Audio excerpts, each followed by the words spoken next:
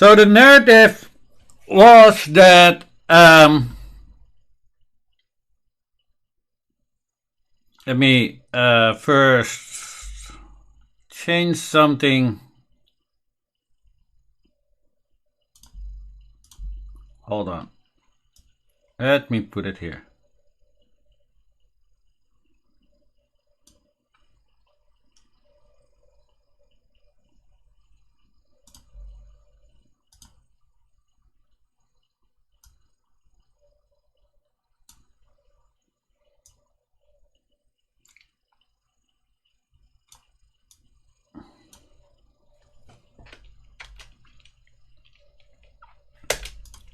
Uyghur people are free, homie.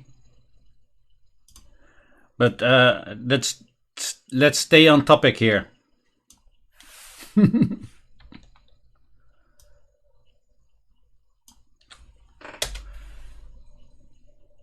going to be staying on topic, otherwise it will be very, very hard to finish this all.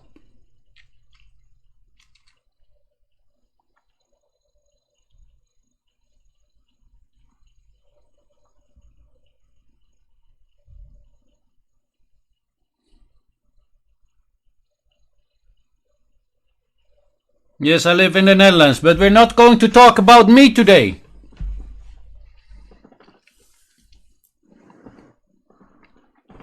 So the narrative is the following.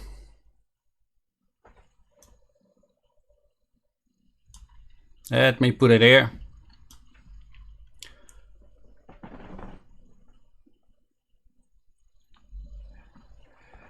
The Western media says the following.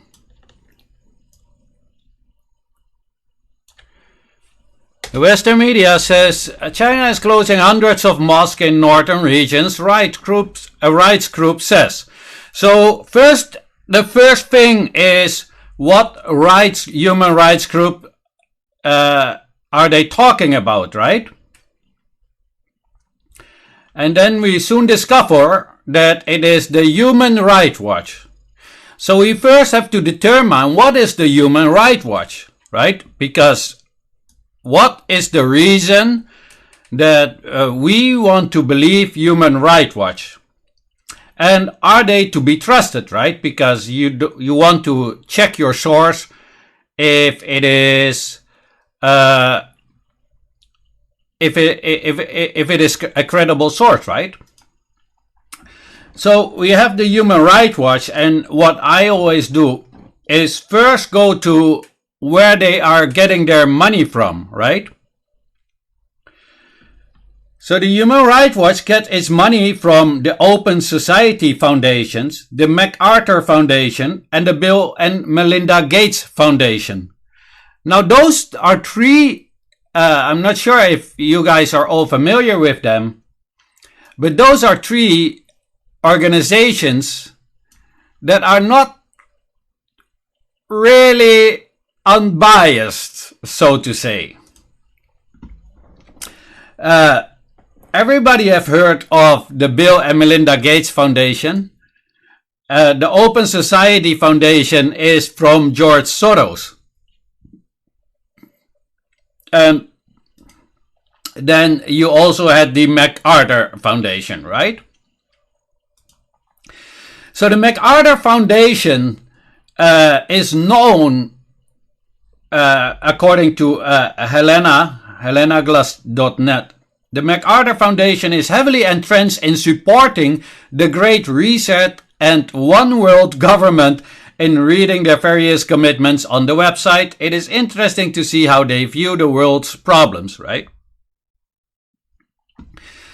So the question is, do we really want to believe George Soros, Bill Gates, and the MacArthur Foundation? That's the question. Because they are the ones who are paying Human Rights Watch. Right? So we are going to look at how these kind of things are coming about, and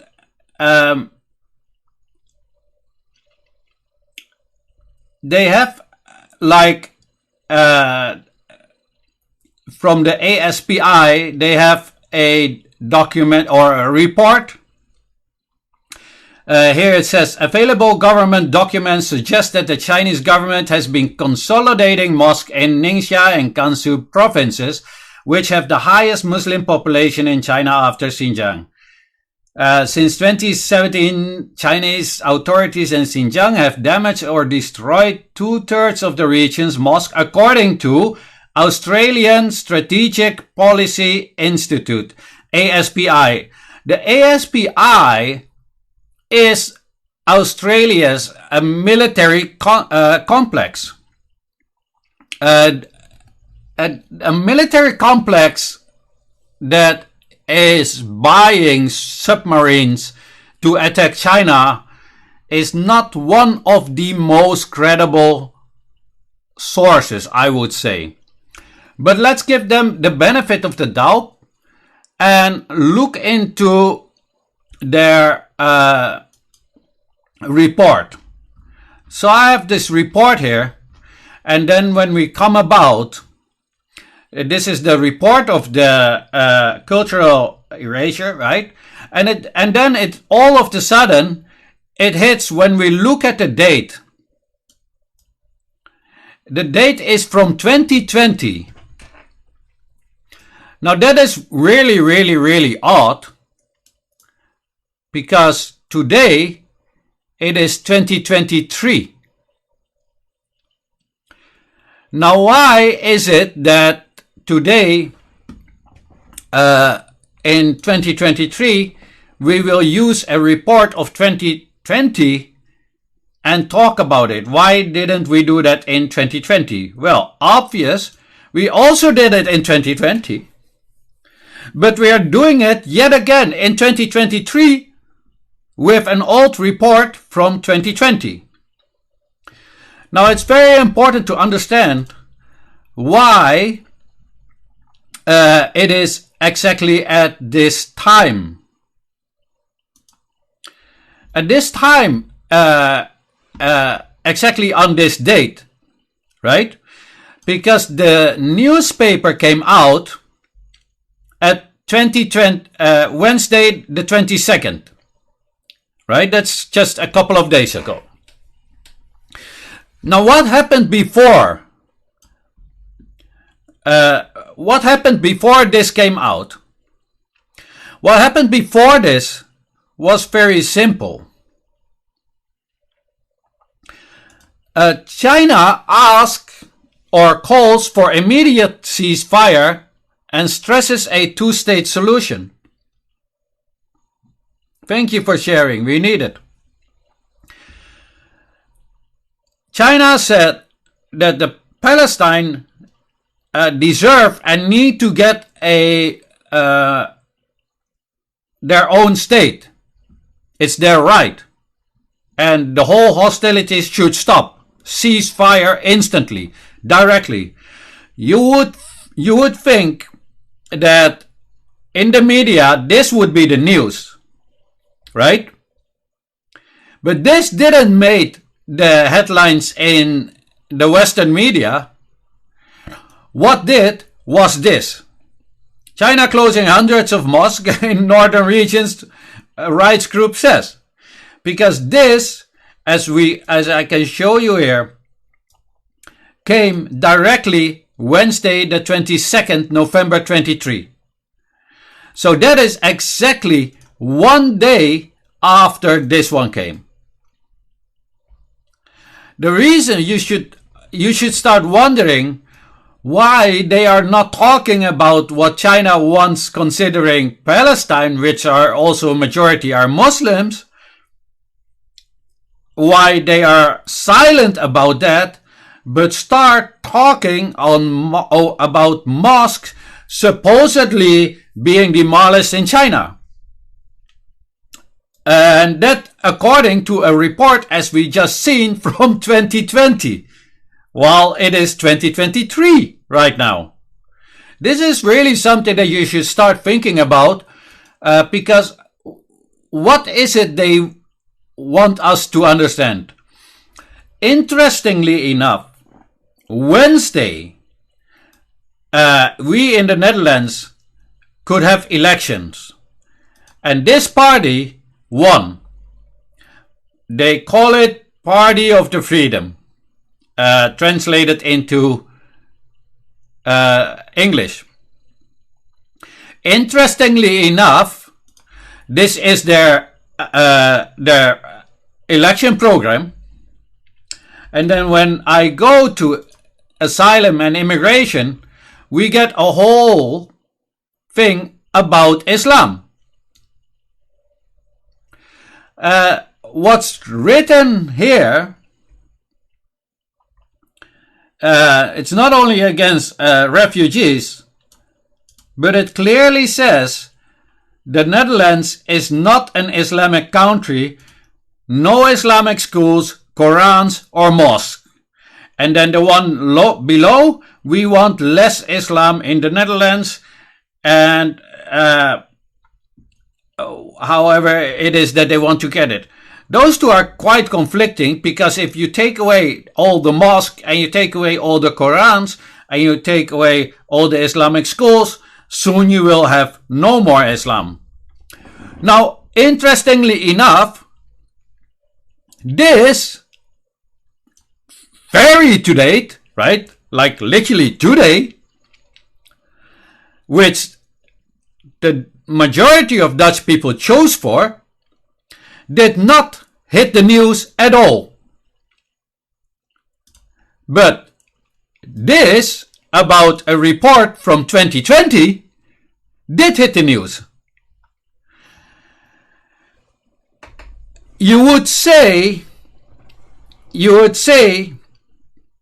that if they really cared about Islam, they would be talking about this right now. So why is it so important for the Western media to not talk about this? About that the Netherlands doesn't want that? Not talk about this? About Xi Jinping, so in other words, China, calling for immediate ceasefire and stresses a two-state solution for the Palestine?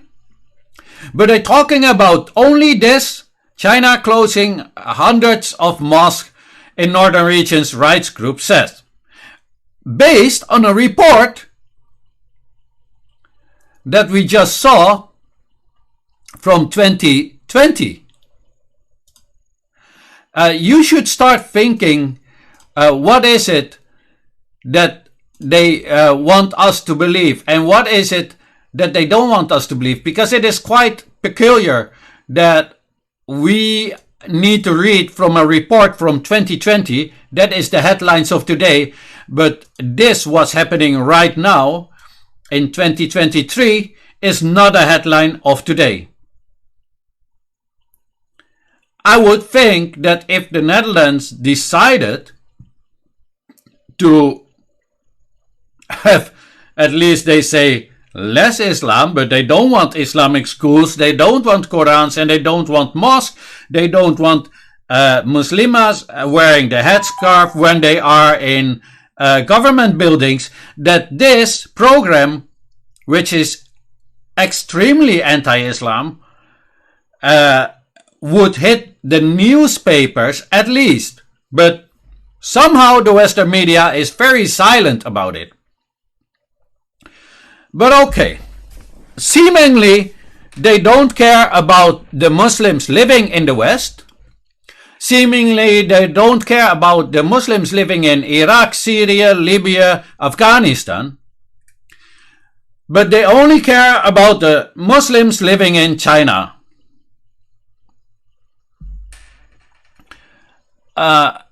We are going to do a little research on this, what is on here, right? So we are going to read in as they were talking about the Human Rights Watch said they had it from a report from ASPI, right? I have to look for the report again. So here's the report from the ASPI. Let me put it over there. Now, interestingly enough, for me, when I start to look at it, the first thing I want to know is, all right, if you claim that hundreds of mosques are being closed down, I also need to know how many of other new mosques are being opened, right? Because if you close down 10 mosques because maybe the building is old and you build a new one, what is the problem? Unfortunately, we cannot find how many mosques are being opened in the report. And I'm 100% sure that new mosque has been opened in China. Interestingly enough also, but that's a minor thing, they call it the Chinese Communist Party, which leads me to believe that they even have no knowledge, as it is CPC, Communist Party of China. But yeah, they always do that for whatever reason. But, you know,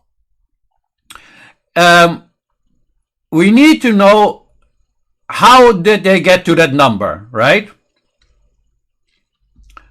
So here they say, despite repeated claims that Xinjiang has more than 24,000 mosques and that the Chinese government is committed to protecting its citizens' freedom of religions, belief, while respecting and protecting religious cultures, we estimate that there are currently fewer than 15,500 mosques in Xinjiang, including more than 7,500 that have been damaged to some extent.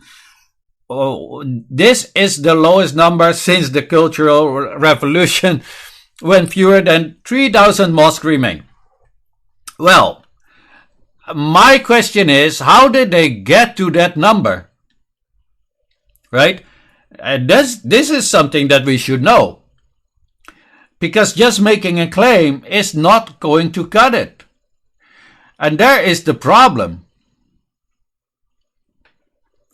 Mosques across Xinjiang were rebuilt following the Cultural Revolution, and some were significantly renovated between 2012 and 2016, including by the construction of Arab and Islamic-style domes and minarets.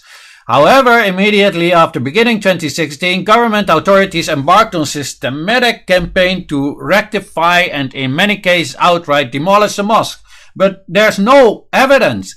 There's nothing that the government said that they would do that, and they still have not been able to give the evidence, but maybe it's coming.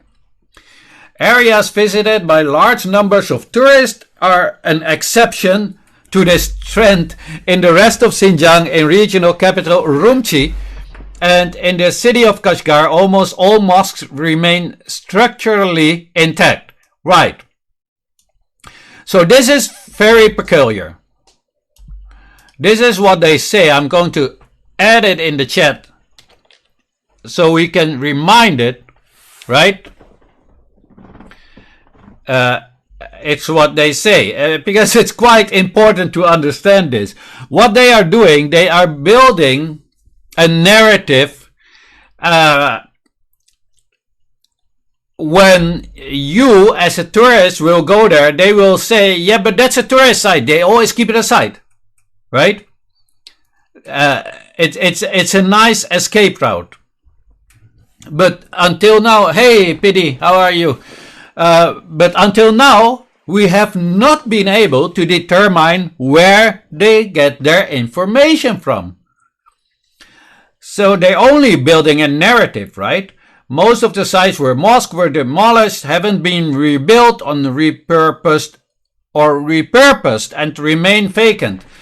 That's according to, especially because they're talking about Xinjiang, that's according to Uyghurs that I know not the truth, because they have been rebuilt. And in some cases, they got even bigger mosques in return. The old ones need to be taken down because they were old. We present 3 cases on the renovation and demolition of mosque in northern Xinjiang. The length of demolished mosque and the destruction of Grand Mosque of Garkilik to highlight the impact of this process erasure. Besides mosque, Chinese government authorities have also desecrated important sacred shrines, cemeteries, and pilgrim sites. That's totally not true.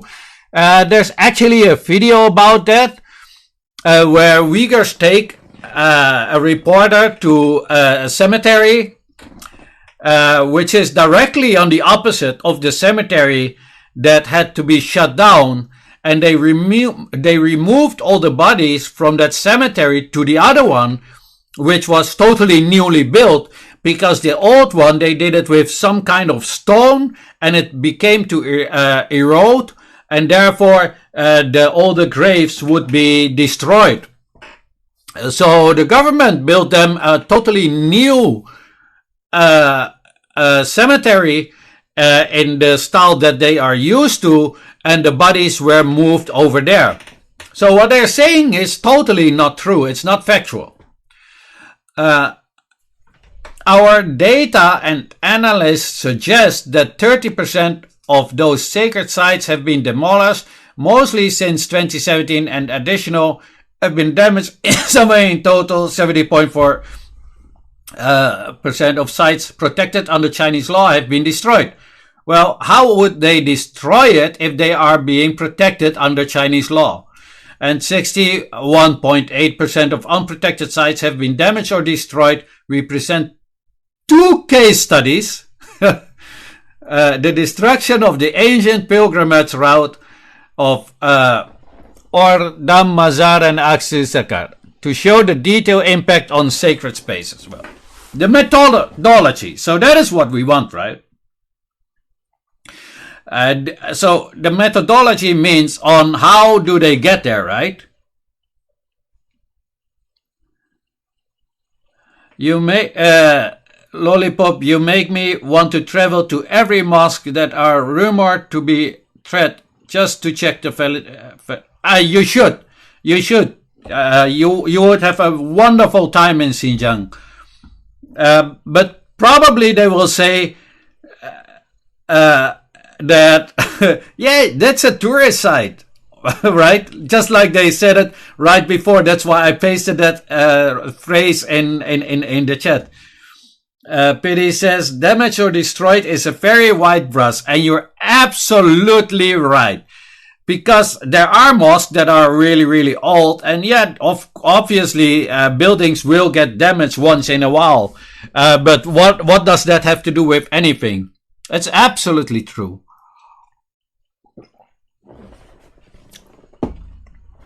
And also there's nothing that shows the mosques that were rebuilt, right? Because in all honesty, if you do this, then you should take both sides, because if I demolish a house and I build a new one, what's the point of talking about it, right? Anyway, their methodology is the Chinese government 2004 economic census identified more than 72,000 officially registered religious sites across China, including more than 24,000 mosques in Xinjiang. Given the lack of access to Xinjiang and the sheer number of sites, we used satellite imagery to build a new data set of pre-2017 mosque and sacred sites. Right, so essentially what they're saying here, then go back to your math class. Essentially what they're saying here is we have no knowledge of what is happening there, right? First they give this number.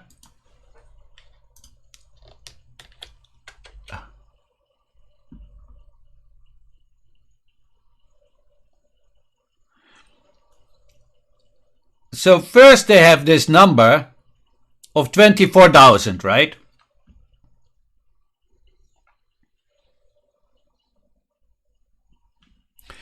And then it is given the lack of access to Xinjiang and the sheer number of sites. But how come there is this lack of access to Xinjiang? But right before, weren't they talking about tourist sites?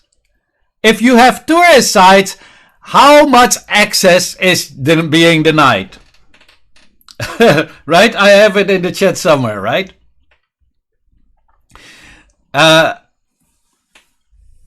We found the precise coordinates of more than 900 sites before 2017 crackdown, including 533 mosques and 382 shrines and other sacred sites, right? Each of those sites was then cross-referenced against recent 2019-2020 satellite imaginary categories as destroyed, significantly damaged, slightly damaged, or undamaged. That's extremely broad. In most cases, significant damages relates to the parts of the site being destroyed or to Islamic style architecture such as domes being removed. We then use sample-based methodology to make statistically robust estimates of the region-wide rates construction by cross-referencing it to data from 2004 census. Right. Well, that's very interesting that they say that when we use sample-based methodology to make statistically robust estimate. So there's no science here, is actually what they're saying. It's just guessing. Guessing. So if you are guessing, why are you naming numbers? Does anybody have any idea? Is it sensible to name numbers? How do you know? You're guessing, right? You don't know. You're just guessing.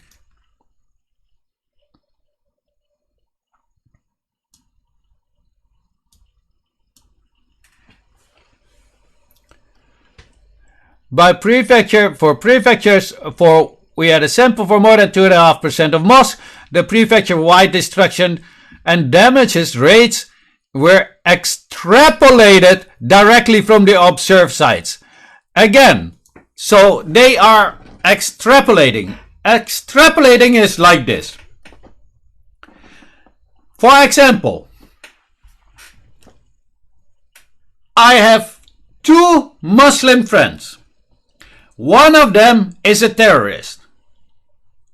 Therefore, 50% of Muslims must be terrorists. And I'm not saying it is, right? But this is what they mean with extrapolating.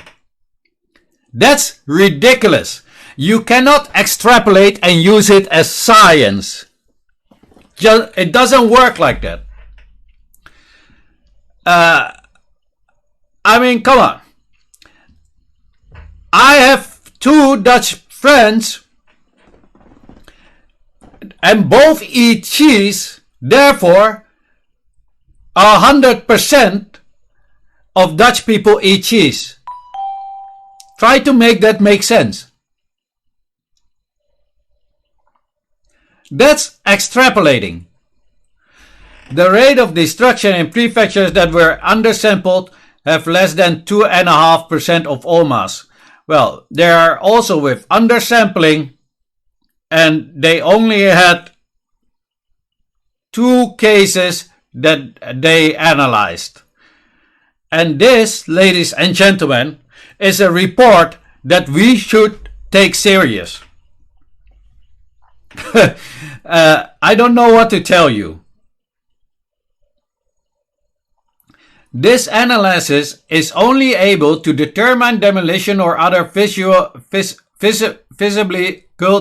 structural changes to the site. Based on our sample, the razing of mosque appears to have been carried out broadly across Xinjiang. Well, now I want to know, how do they determine that it is a mosque? I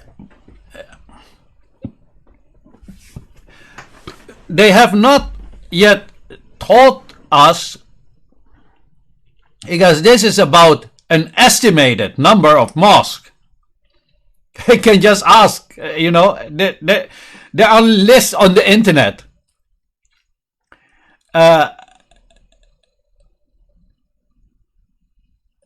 There is no part in this in this study, or I cannot even call it a study, in this report, that shows what their methodology is. How do they know?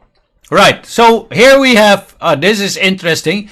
So this is a mosque, right? Figure 4 mosques in northern Xinjiang chosen at random from our database, showing their structure before renovation between 2012 and 2016. This is interesting. Note clockwise from top left, their location in Durban County, in Chengli. It is very interesting to see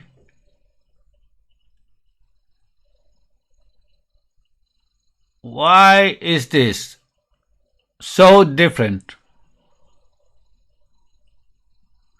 Even the trees are different.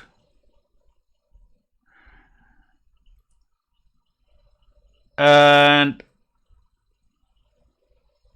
let us see the coordinates, right? Let's just find it. Maybe we can find it on Google, right? We should be able to find it on Google Maps.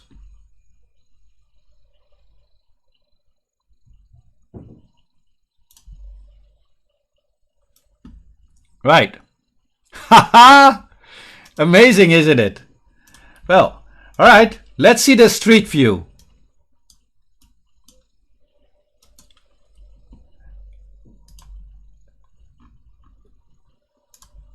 Right.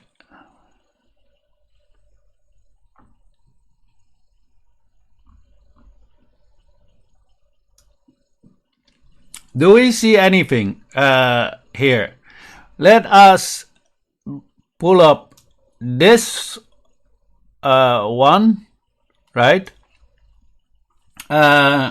We are looking at Jiangxi City, but they don't say which street or whatever.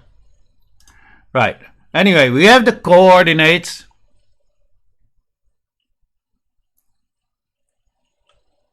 Shengshui Yage Southeast Gate, Hubei River. Now I want to look at this, like which part could this be, right? Not the same area, right? I was looking at the same, like the trees don't even match, right? And don't trees takes quite a while? So now I'm going to look here. This were the coordinates, right? Let's see if we can get it. Right. Right. This is the coordinates.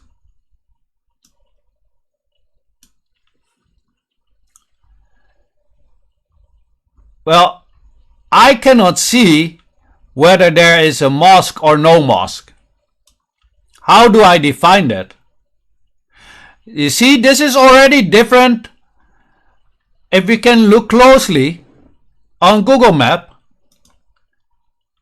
this one might that be that one?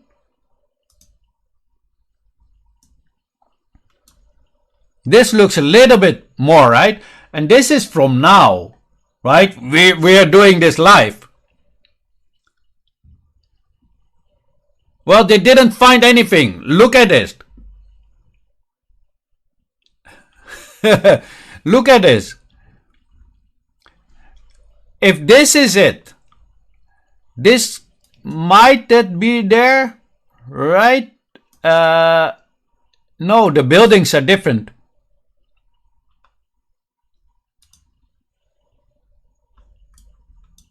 where would it be?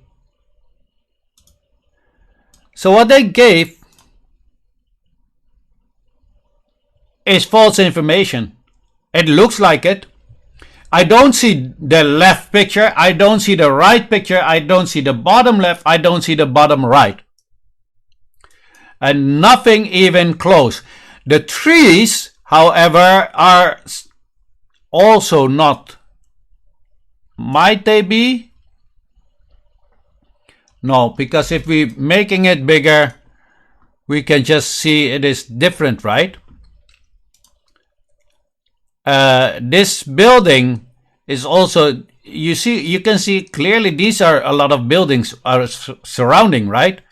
But this area is not. It got a street here. It looks like it got a. These are complex, right? It looks like a. Doesn't look like a resident area. It looks more like some storages, like businesses, right? Anyway, it is not. Maybe if we do it like this, could we get there? No. So this one we have found. This one we have found is not, right? So let's see if we have this one.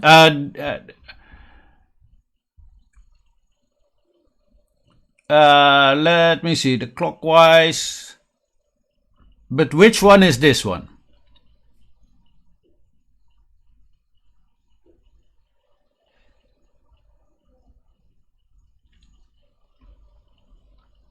Right. We are going to look at location of the Dorbijin County, Emin, right? It's interesting. Why is nothing? All right. Okie dokie. So this is it. I don't know, but what? Can we get a street view maybe?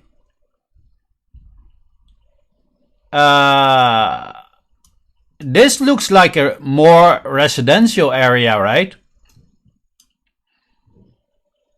These are just homes. So,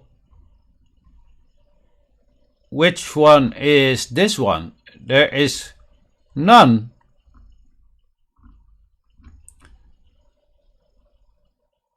Right.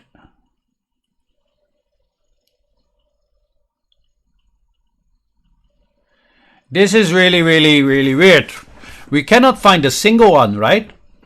And these are their coordinates.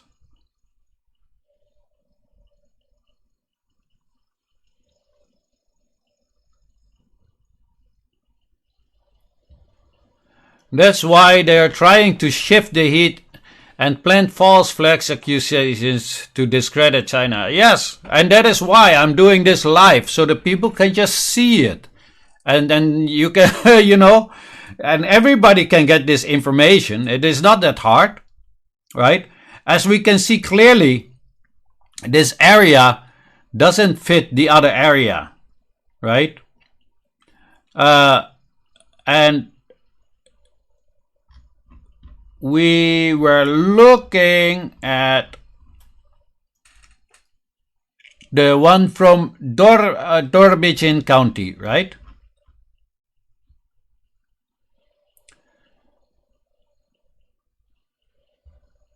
This is Caracas, Bayelingalo. Right. So there's literally, this is literally ridiculous. What is this? This is a residential area.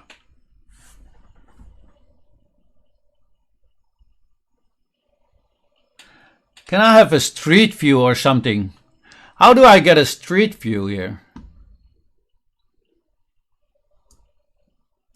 Because this is a residential area.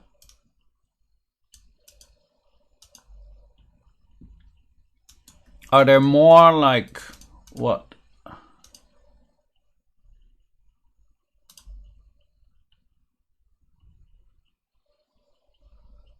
There is a supermarket. How do I get... Oh, just me looking at you. Oh, wij zijn bezig om dit te onderzoeken. Over dat verhaal over het sluiten van honderden moskeeën. Dus we zitten nu in de... I'm sorry that I'm speaking Dutch because he's Dutch. We zitten nu dus de coördinaten op te zoeken die uit dat rapport komen. Maar ondertussen hebben we nog niets kunnen vinden. So this one also we can safely assume it's nothing ever was there, right? It's a residential area. I think we can all agree on that, right? As we can see the red dot.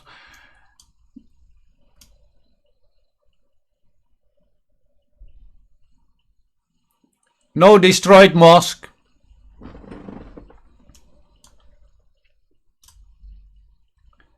Then we have the other one. Chutupi County. Right.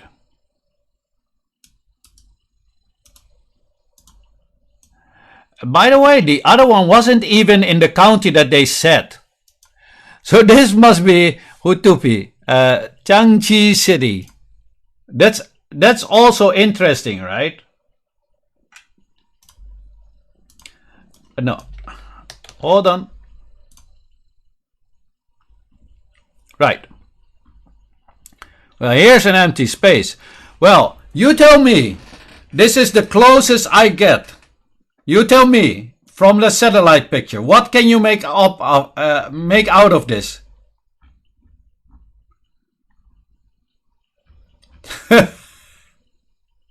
Like, right? There is a merchant electric supplier here, but can you see anything? You can't. Maybe this is a bush or something, right? These are their coordinates.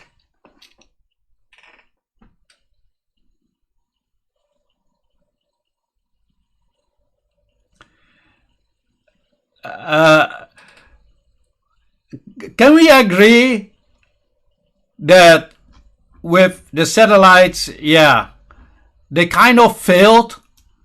We did 3 out of 4. They've kind of failed, right? I have a lot of restaurants. We should have dinner there. I don't know, man.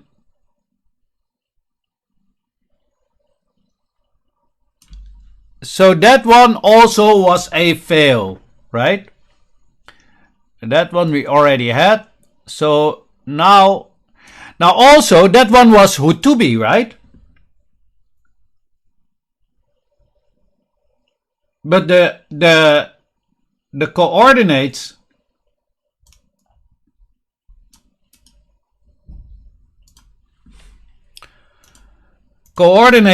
are from here. Ah, yeah, right. So that's at least that is correct. I didn't read that correctly. But there's no mosque over there. Let's see if we can find. It's interesting. There are way over there, right? Wusu. Let's see the other one.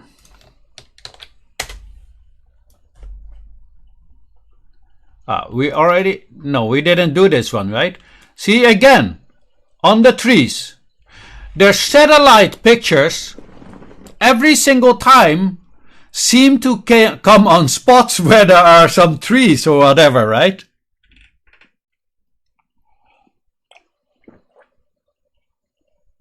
I don't know. Does it look like there was ever a mosque here? It is ridiculous. It is literally ridiculous. Only repair shop. This, it also looks like a living area, right?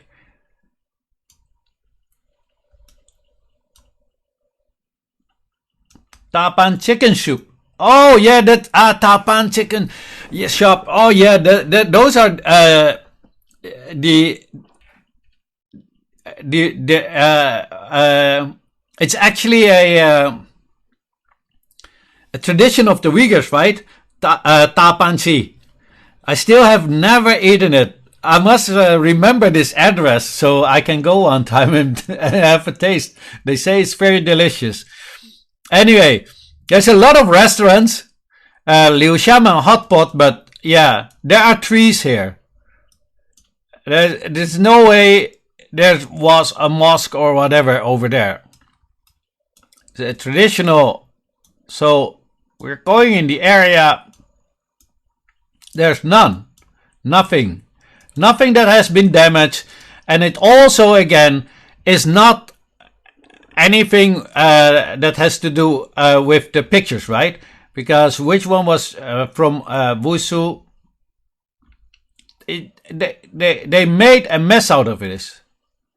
Wusu City, right? A mosque in Chokak, Wusu City. Look how sharp this one here is.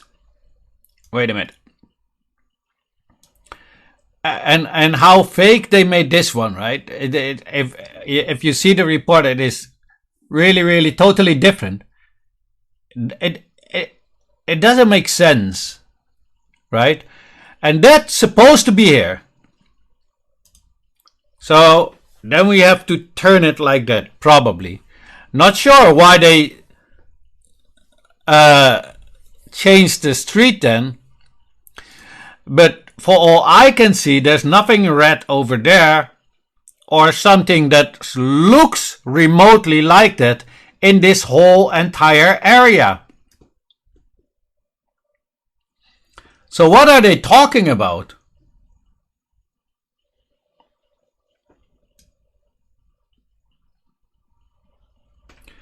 So that is again, we found something which doesn't stroke with what they want us to believe, right?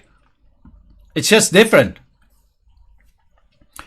So I guess that they have a problem with their satellites because I don't know, man.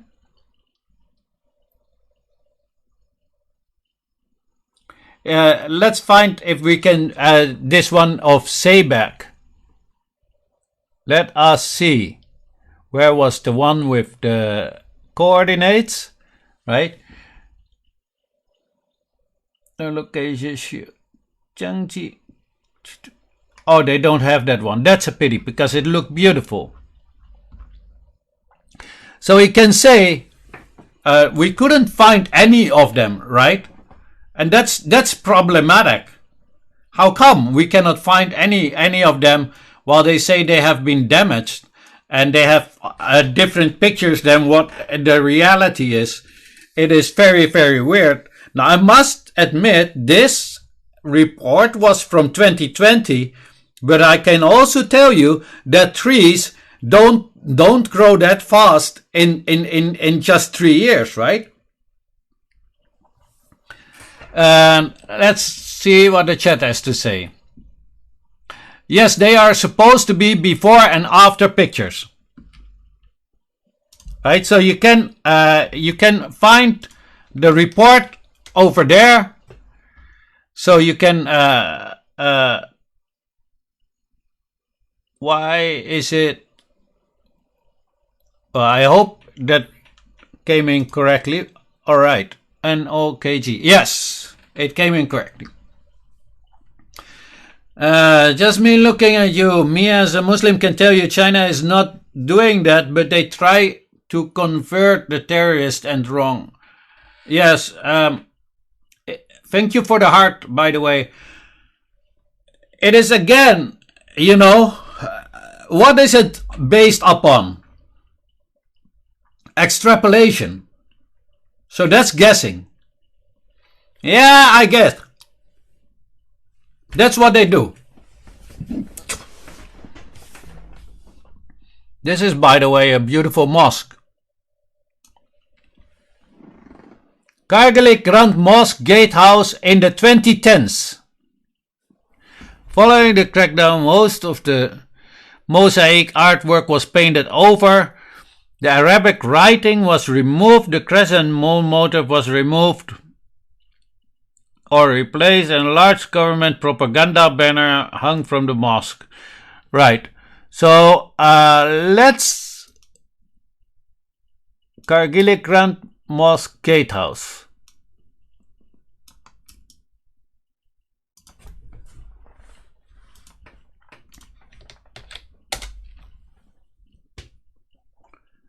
All right.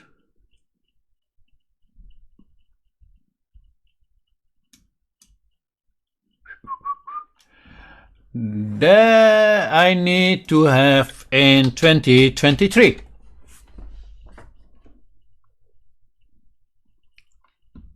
I need 2023.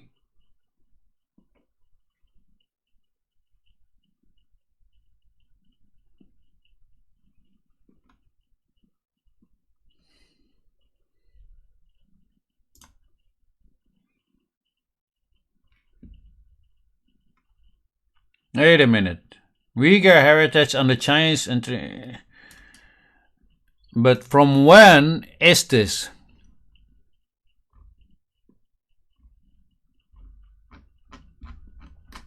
No date. No date. No date. When is it? Maybe. And reviewed the section. No. Sideshare. Is there maybe a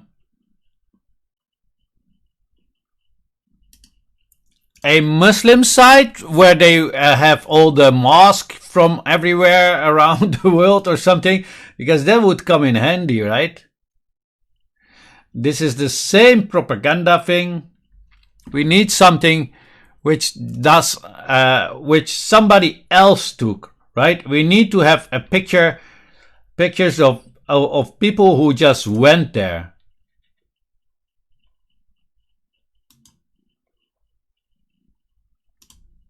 Let's see. That's a church, and that's another one. Well, we cannot find anything of it, which is weird. So they want to claim that it is this. Let us see. No, it's the same thing.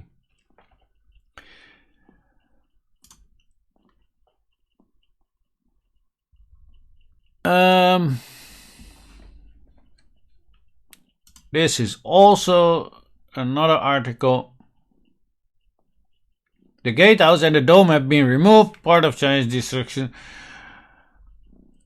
Yeah, but maybe they have also built a new one.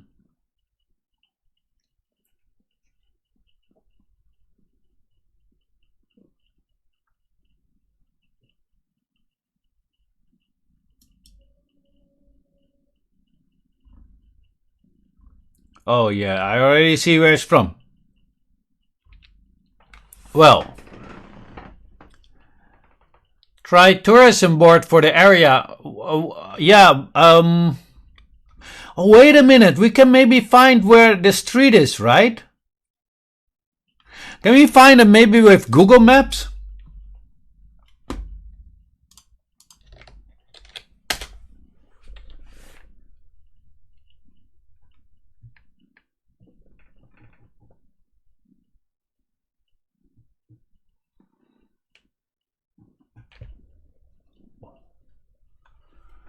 Why is it there? That's in UAE, no. every mosque has a name, and I wonder why they only mention the cities and not the mosque name. There are some mosques that they have named. But in any case, if we just move on, like the Garlic Crown Mosque Gatehouse, September 2018, what they have done is, as they have said, extrapolate, right? The rates of damage to the various sacred and significant culture sites surveyed in this report by level of protection. They just say, like, yeah, we every time I forget the word. Extrapolate. Extrapolate, right? They're extrapolating those figures. So that is not how you do something, right? That's not how you get to a number. And then it's just about the sacred sites, but they also have nothing, satellites, 2030 satellite image of Orda Mazar.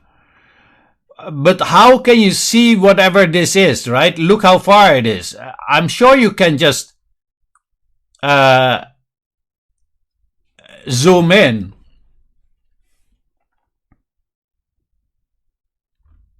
This is from 2008, 2018.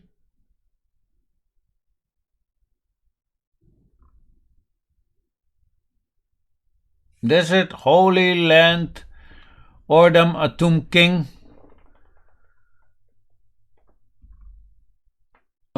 Well, there is nothing where they say how they know that, right?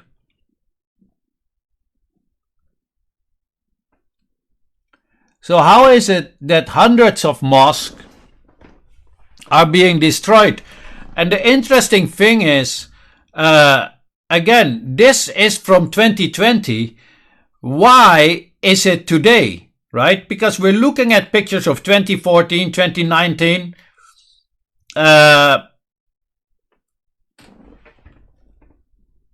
Like, oh, this is a great one. This is exactly what I was talking about.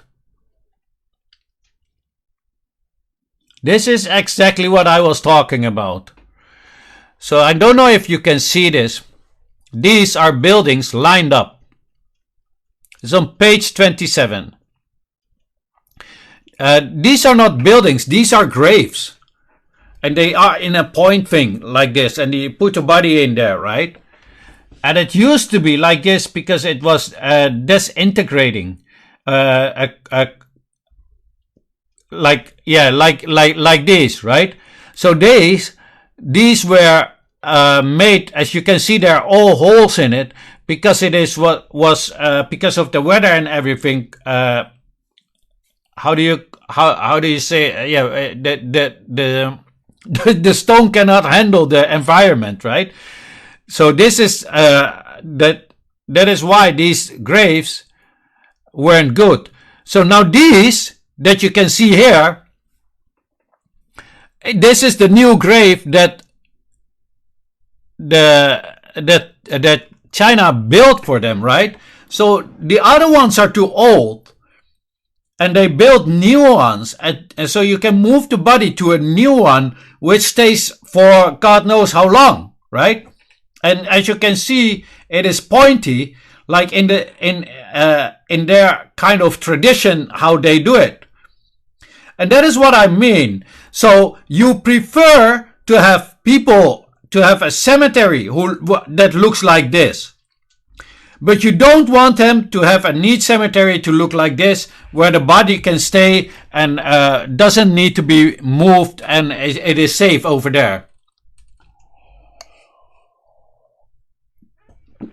So it's interesting that they like that.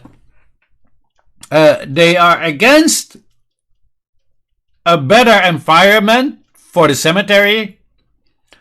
They would rather prefer to have the bodies in places like this, or destroyed like this.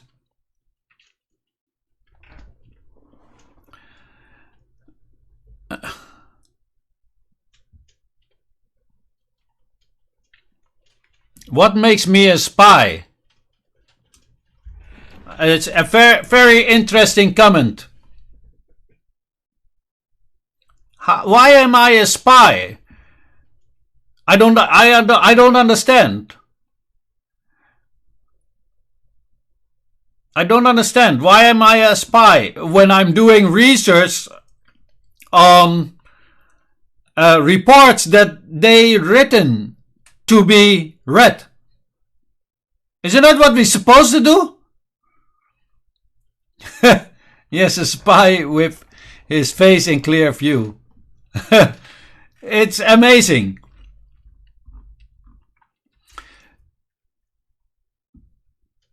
And here it says, figure 28, public notice of tomb relocation in Hotan. So what does that mean? That means that they relocate a tomb to another place. And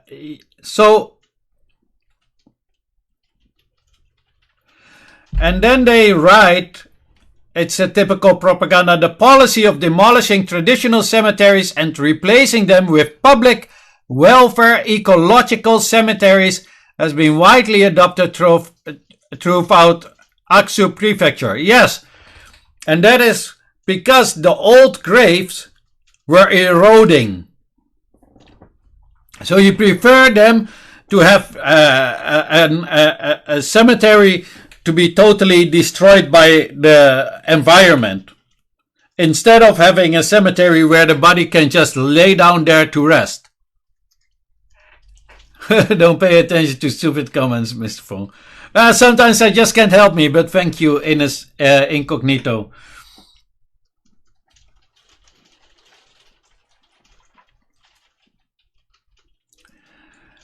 Madan Mukai, Deputy Secretary of Aksu Prefecture Party Committee, and other members of the local government standing beside a public welfare ecological cemetery construction site.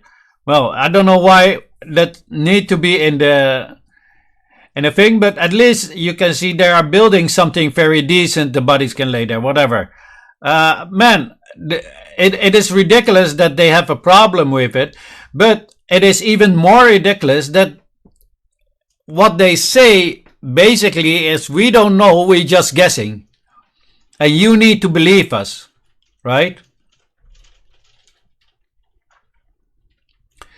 The background, Sinicizing Xinjiang under Xi Jinping. Well, this is interesting because I haven't read this one yet. I hear it a lot lately. The Uyghurs and other Turkic minorities are no longer trusted with autonomy or their own cultural traditions, but rather must actively embrace the cultural tradition and practice of their Han colonizers. It's very interesting that they're calling Chinese people in China colonizers.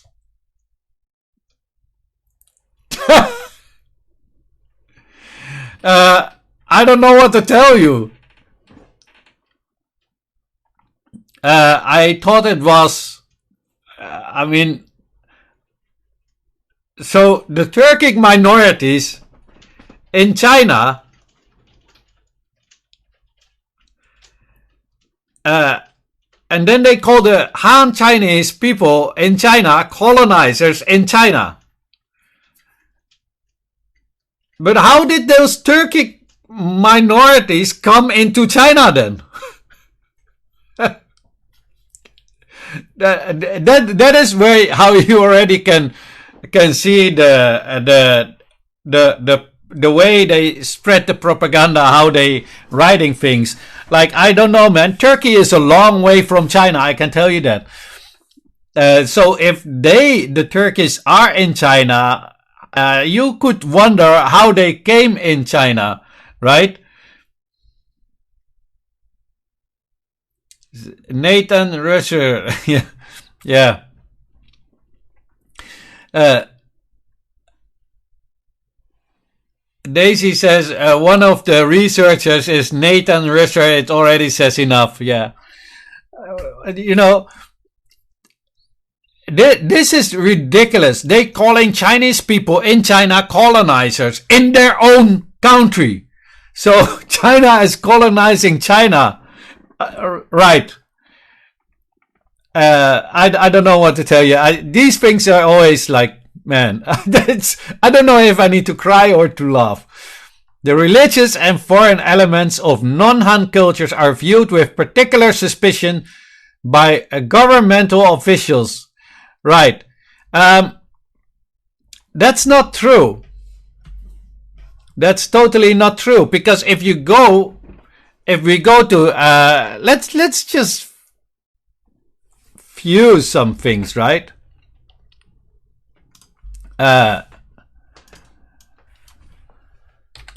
Kashgar.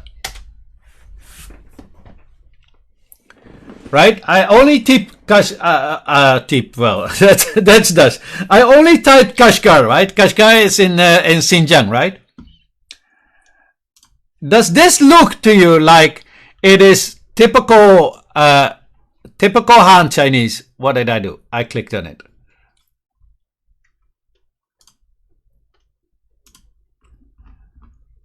Where is the picture? This is the one of the biggest mosques. Does this look typical Chinese to you? These buildings. Does this look like typical Chinese to you? This is actually quite fun to see. Everybody, look at this. The mall. Does it look like it is in a typical Chinese style? Oh, this is another mosque. Look at it's a beautiful mosque, by the way. I like the stone. Does it look Chinese? Anybody? Does it look Chinese? Because if it doesn't, how can they say that, right?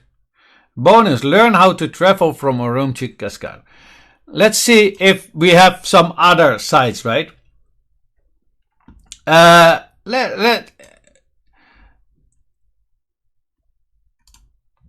This, as you can see, is clearly.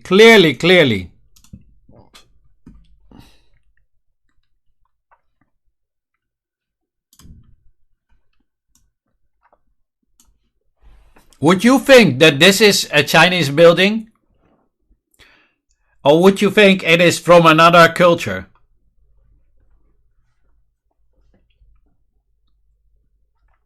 I don't know what to tell you. If you look at this street, would you think it is Chinese? Or is it from another culture? You would guess it's China. I mean, seriously. I really don't know what to tell you. Does these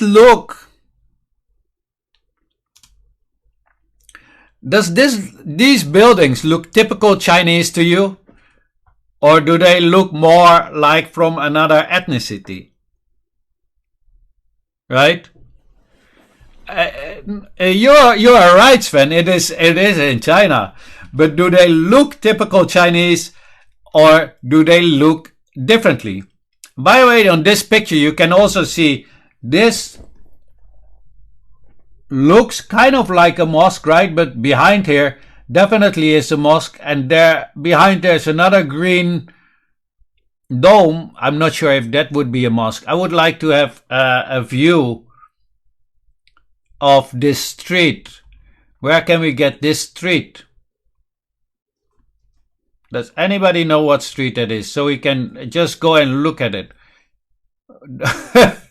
This is a beautiful sight of all these goats showing their behind to us. Oh wow, this is quite beautiful, right? Idaka Mosque. Oh, this is a mosque in Kashgar. That's nice. Does this mosque look like a Chinese mosque, or does it look more like? I mean, I don't know what to tell you. How many pictures we need to say? Oh yeah, this is typical Chinese, yes. But also you can see the script of the Uyghurs is on top. Yeah, it's maybe hard to see, but you can see the fine lines over there. That's their Uyghur script. Well, that at least was Chinese, right? Pity. I did like the goats very much, though. I must say, right? This is a beautiful picture. I mean, even the goats. No, because they look Middle Eastern because it's from the it's from the Uyghur. The Uyghurs are the predominantly people over there.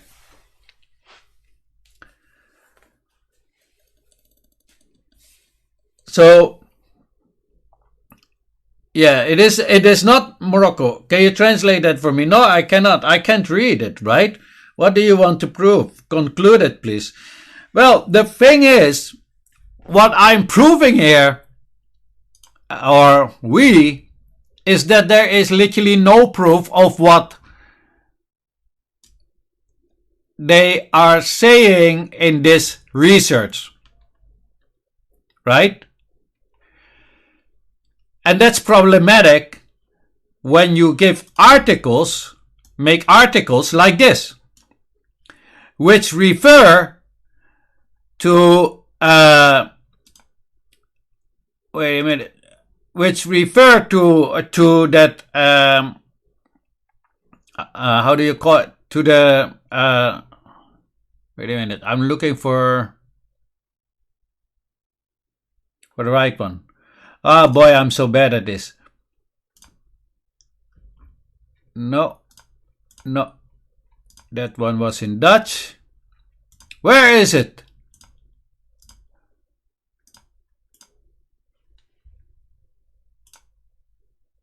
I was in the human rights. They refer to the report from Human Rights Watch, right? So Human Rights Watch says that they refer to a report from the ASPI, right? Now, why would they use this from 2020 and today? The question is not what I'm trying to prove. The question is, what are they trying to do? So this, we can conclude almost like this article is just rubbish. It's just rubbish, right? I don't know what to tell you. Does anybody have anything else about it? Can we agree that actually we could not find any evidence? I love this picture, man. We could not find any evidence of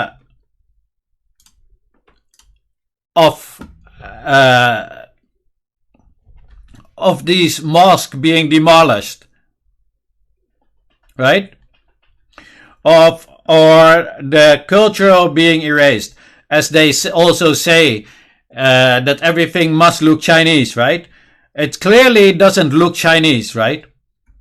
So we have proven all these things with our own Google Maps, going to all these kind of places where it is totally different, right? That picture is ministry from Israel, confirmed. I think it has been quite something. Anybody still thinks that is really happening, or does anybody have anything else to say about it? What are your opinions? after seeing this? Should we trust that report, or should we take it with a grain of salt? Would be interesting, right? Thank you, just me looking you.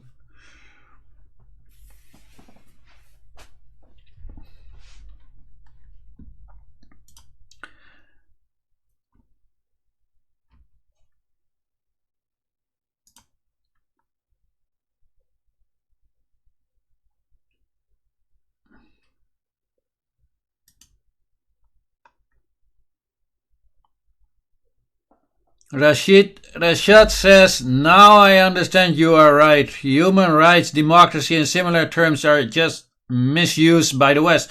Exactly. So my thing was this, Rashid. Hold on. Just me looking says, no, it's not. So many Western people go holiday in China. We would have seen videos of it then. That's true. I stole your duck. I found a video that you might like and that might interest you. Yeah, you can send it to me. Sure. All right. My problem with it was the following, right? As we have seen that this report came from 2020, right? It's also here. This one is from 2020, and the report itself also says it's 2020. So there's no doubt about it that it is 2020, right? So now we are in 2023, and this article is from Wednesday, the 22nd, right? Referring to Human Rights Watch, which is referring, right? This is also from November 22, referring to the ASPI and, you know, this document right here, right?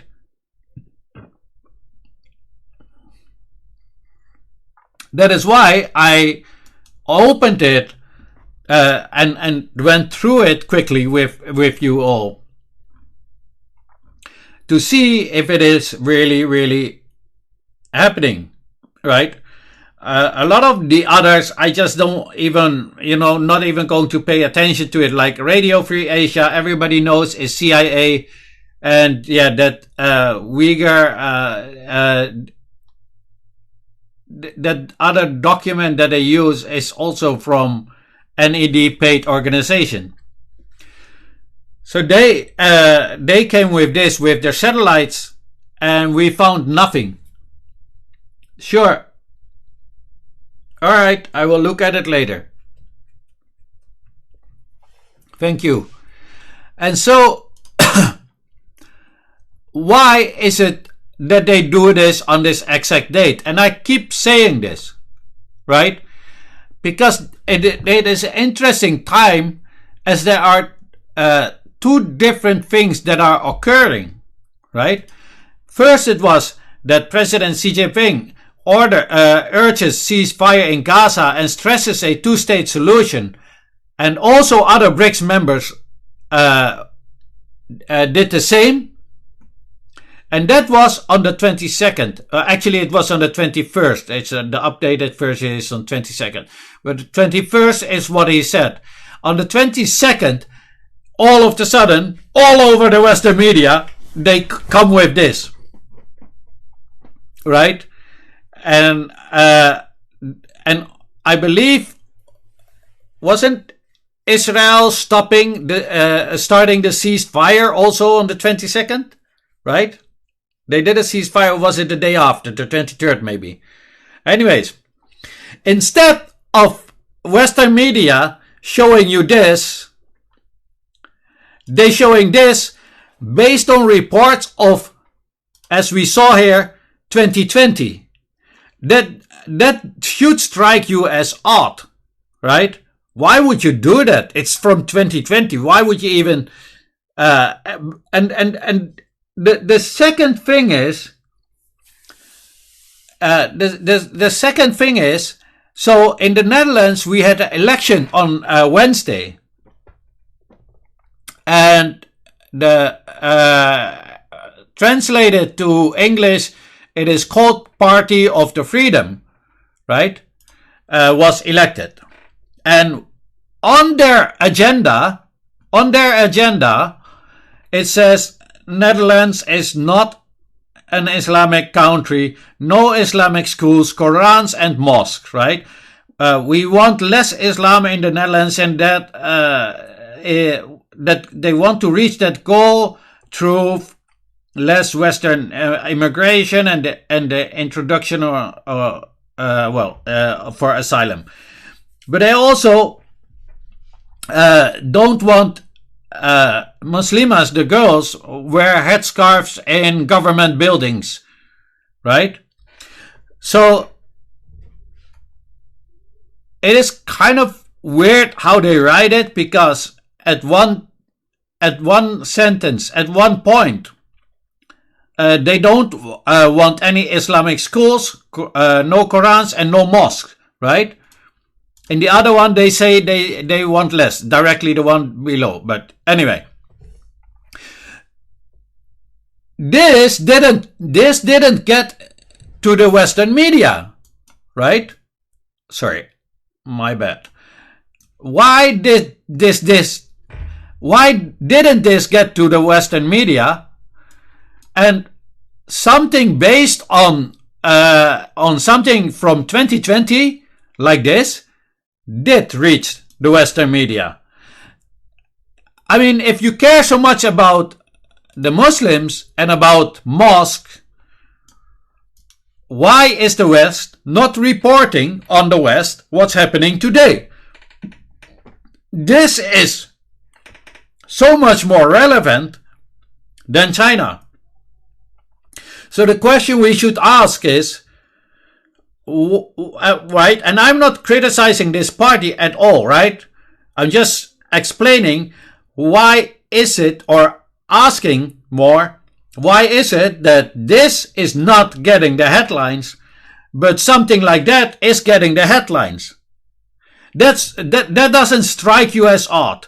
A Western country starts to say they don't want to have mosques, they don't want to have Quran, they don't want the ruling party, right? Well, not yet, because he still need to form a coalition, but he has been, or that his party, or the party PVV has been elected as the biggest party. So he will be the ruling party, right? But none of that is coming in the news. But they will put something based on reports of 2020, which we just tried to verify and couldn't verify anything of it, is what they put in the Western media. Now that should strike you as odd, right? That shouldn't it strike you as odd? Why would that be? So how much value should we still give to the Western media on being honest to us, right? How honest does this come off to you? When something that happens in the West itself, because seemingly they want to make you believe that they care about Muslims, right? And that's great to hear. But why don't they care about the Muslims right here in the Netherlands? Because let me tell you, it was also in the Dutch news. Right? This one is from the Dutch newspaper, from the NOS, which is state news, right? But they failed to put our own program, what the Netherlands wants, in the news. Now I wonder why that is. It's a legitimate question, right? The other things are based on a report on 2020, of which we quickly tried to verify, very quickly though, but couldn't. And our findings are that it is just talk, extrapolating. No real science, nothing tangible of evidence. But this is tangible evidence. Now, obviously, they haven't started, but this is his agenda. It's literally on his website. And the entire Western media keeps silent. Why is it too much to ask for people like, hey man, what's going on? You don't report on this. Right? That China wants to have a ceasefire and wants to have a two-state solution. Then you, instead of reporting on this big news, you report on this. Right? China closing hundreds of mosques in northern regions without a shred of evidence. Right? As we have just shown. Then the next day, or actually on the same day as this article came out, this party won. And it literally says it doesn't want mosque and no Islamic schools and no hijab in government building and no Qurans. That's literally erasing Islam from a country. So where is the Western media now? Can somebody tell me? Where is the Western media? Why don't they talk about what China said for the Palestinians? Why did they came with a article based on a report made by the Australian military complex that we just checked and couldn't check anything or validate anything of them, right? Why? A report from 2020 and 2023, and they used this already in 2020. Why? But they have no problem with the Netherlands saying these things that they say that they are against. Should we still believe them? And whether you are, and I'm not talking about this party, whether I agree with them or not, but it's a great example to show how biased our Western media is, right? Isn't it? This should be the big news now. I mean, you cannot tell me that if you care so much about Muslims, or you must tell me what is so special about Chinese Muslims, because it looks like they only care about Chinese Muslims. They don't care about Muslims in the West. Now, I'm not claiming that, but it certainly looks like that, because they are not having this in the newspaper, but they're having an article recycled from 2020 in the newspaper on China. And they're also not telling you that China wanted to have a ceasefire, and probably the ceasefire that's going on right now is because of the pressure that China did together with the BRICS nations. Because, you know, the BRICS nations were kind of angry.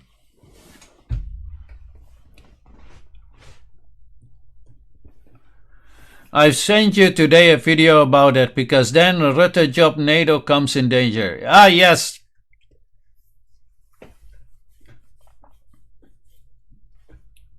Have you bought plane tickets yet, in case he doesn't allow you to stay?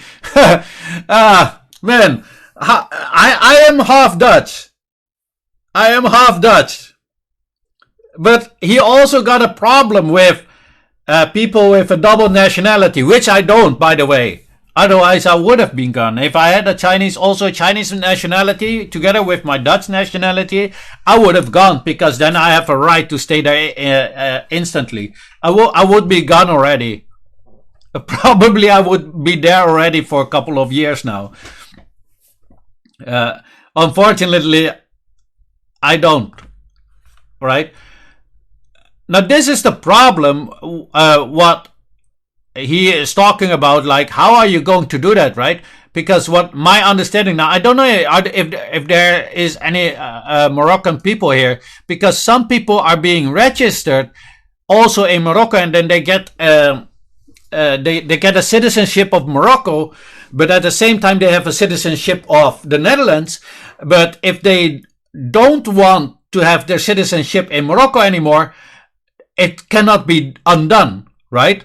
So are you seriously going to send back people who are born in the Netherlands and their parents probably also?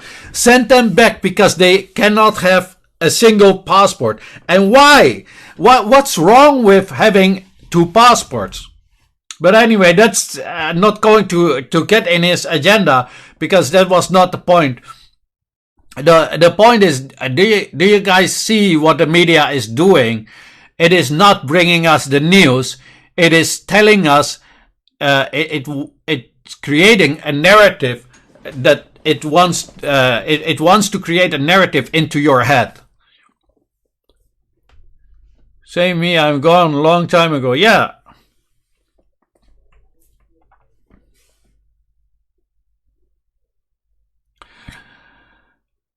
Just me looking at it says, no, only the criminals will be sent back to Morocco, and Morocco have a contract with Holland already about that. Why would you... Now listen, if... I mean, I have friends here which are first generation, and they have already children, right? So, if a child of one of my friends gets caught by the police, a second generation, do they have to be sent back to Morocco? They cannot be sent back because they're born here, right? They would be sent to Morocco. That doesn't make sense, right? Why would you do that? So where do we send the Dutch people then?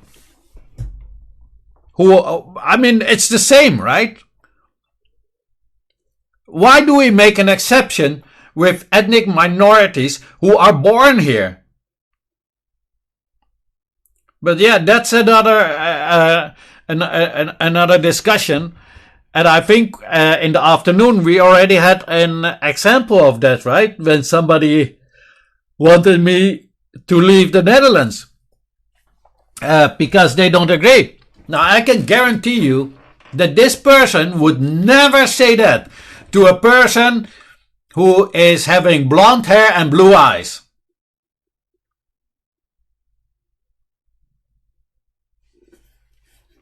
And I've heard it so many times.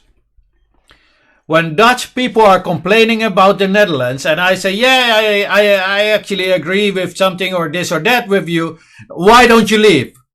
Oh, you get to stay, but I have to leave. Where do I have to go? Do I have to go for 100% or only for 50% because I'm half Dutch?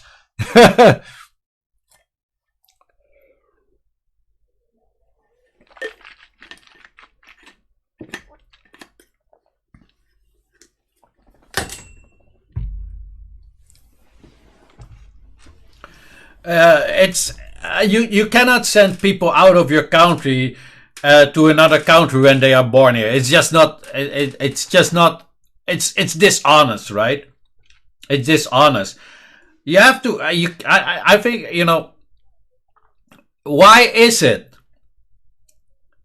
that we are calling people who are born here for generations are here a different name other than Dutch?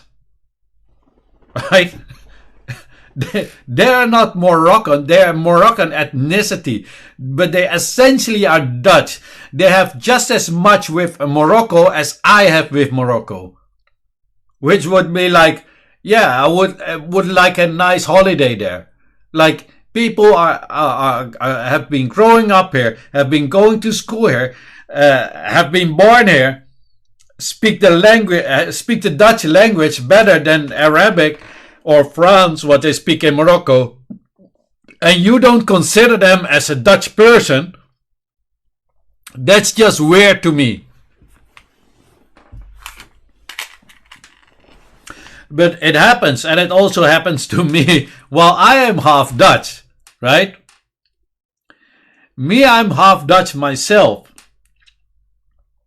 also also is having the same things, finding the same things. Anyway, I'm going to have this one. Let's see.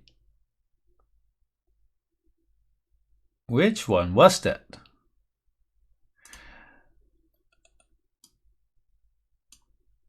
No.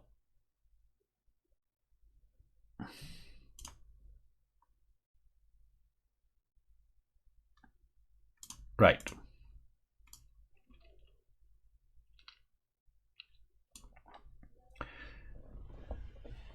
No, only if they do crime. But what about the Dutch people? Why aren't the Dutch people being sent to another country then? It's not who accepting it. That's not the case, right?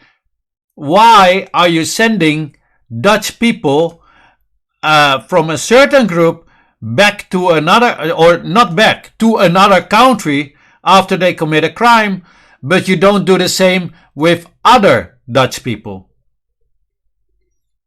That's discrimination. I mean, other than the ethnicity of a Moroccan person in the Netherlands who is born in the Netherlands, other than that, it's just as much as a Dutch person, just like the one with blue eyes and blonde hair, right? I mean, they are here for generations. Come on, you can't just throw people out of your country. But that's if that is what the Netherlands wants, well, we can say anything about it, right? But that wasn't the case in this. It shows, why is this not in the media, which is quite current, and it is not. But whatever happens in China is a big problem. But when it happens in our own countries, it seems to be no problem at all for the media. Must be a large crime problem. Yeah, we have a crime, but I don't think our crime problem is that big, right? It isn't too big. Well, the Netherlands, obviously, we lost that war. We have lost.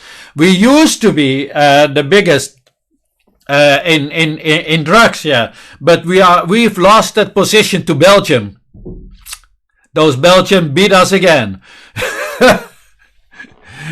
It isn't coming here anymore. It's going to Belgium nowadays. What I heard.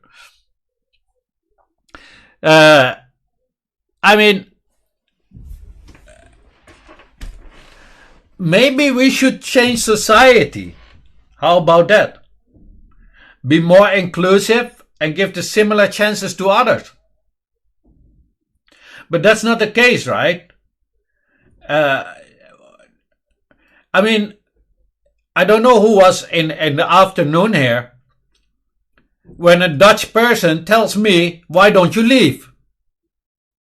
I am born here. My mother is Dutch. And I've told you guys in many other lives that it always has been like that. Dutch people do not consider me as Dutch, despite the fact I'm really Dutch. I'm half Dutch, right? My mother is Dutch. I spent like 9 months in a Dutch belly, but I'm not considered Dutch. That's ridiculous, right? Don't expose me. Yeah, you're in Belgium. That's why. Why is it that I am not considered Dutch, right? And I also have to leave, right? Why can we not see each other? Like, these people, most of these Moroccan kids are probably third generation here. They are Dutch. The whole everything is just Dutch. The mentality, everything they do. And maybe that's the problem, right? And also, if we, maybe it is because we integrated them too much, but no, I'm not going there. I mean, seriously,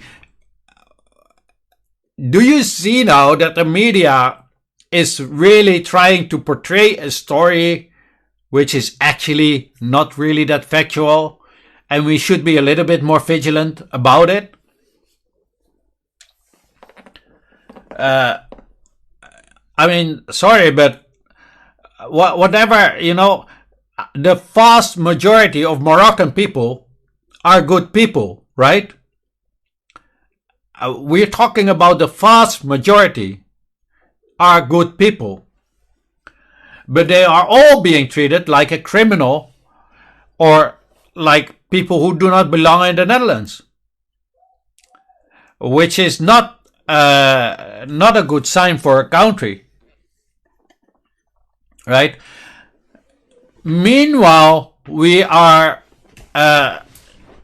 telling the whole world that we are for inclusivity and all this kind of nonsense coming out of their mouth. And we care so much about Muslims, but we want ours gone as fast as possible. Like, try to make that make sense, right? And now is the problem that you're creating another wedge between the Chinese people in the West and the Muslim community in the West. Because how would you feel if you are believing that Chinese people are persecuting your people? Now, most of the people wouldn't do anything, but we always know there are cases that people just snap. So, in my view, it is this kind of rhetoric, this kind of propaganda is extremely dangerous for the Chinese population in the West, right?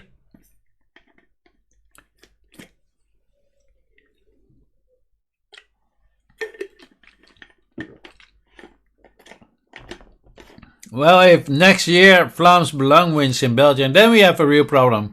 Is it a similar party like PVV? Secret wars are causing refugee surges. The governments divide us on left, right, for or against. Yes, that's true. And that is why people should stop just taking everything in from the government, right? Or from the media, right? I meant media. I didn't say government. That was a mistake.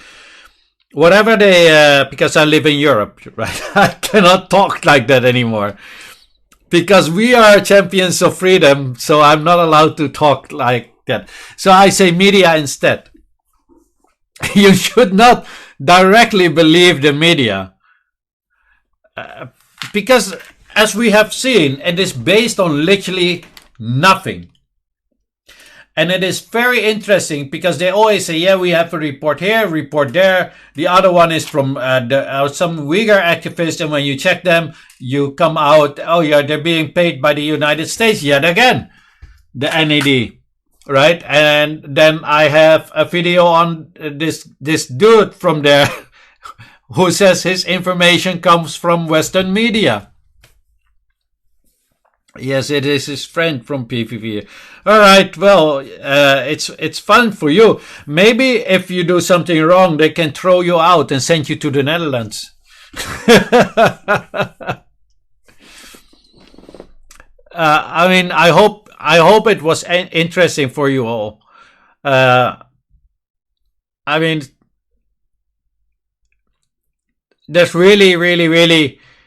It is really, really sad.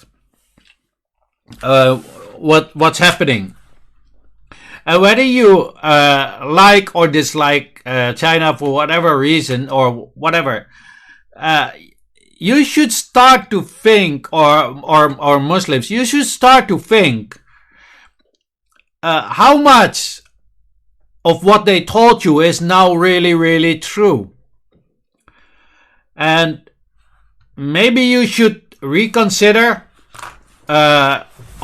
Or maybe consider doing some research in what people are telling you,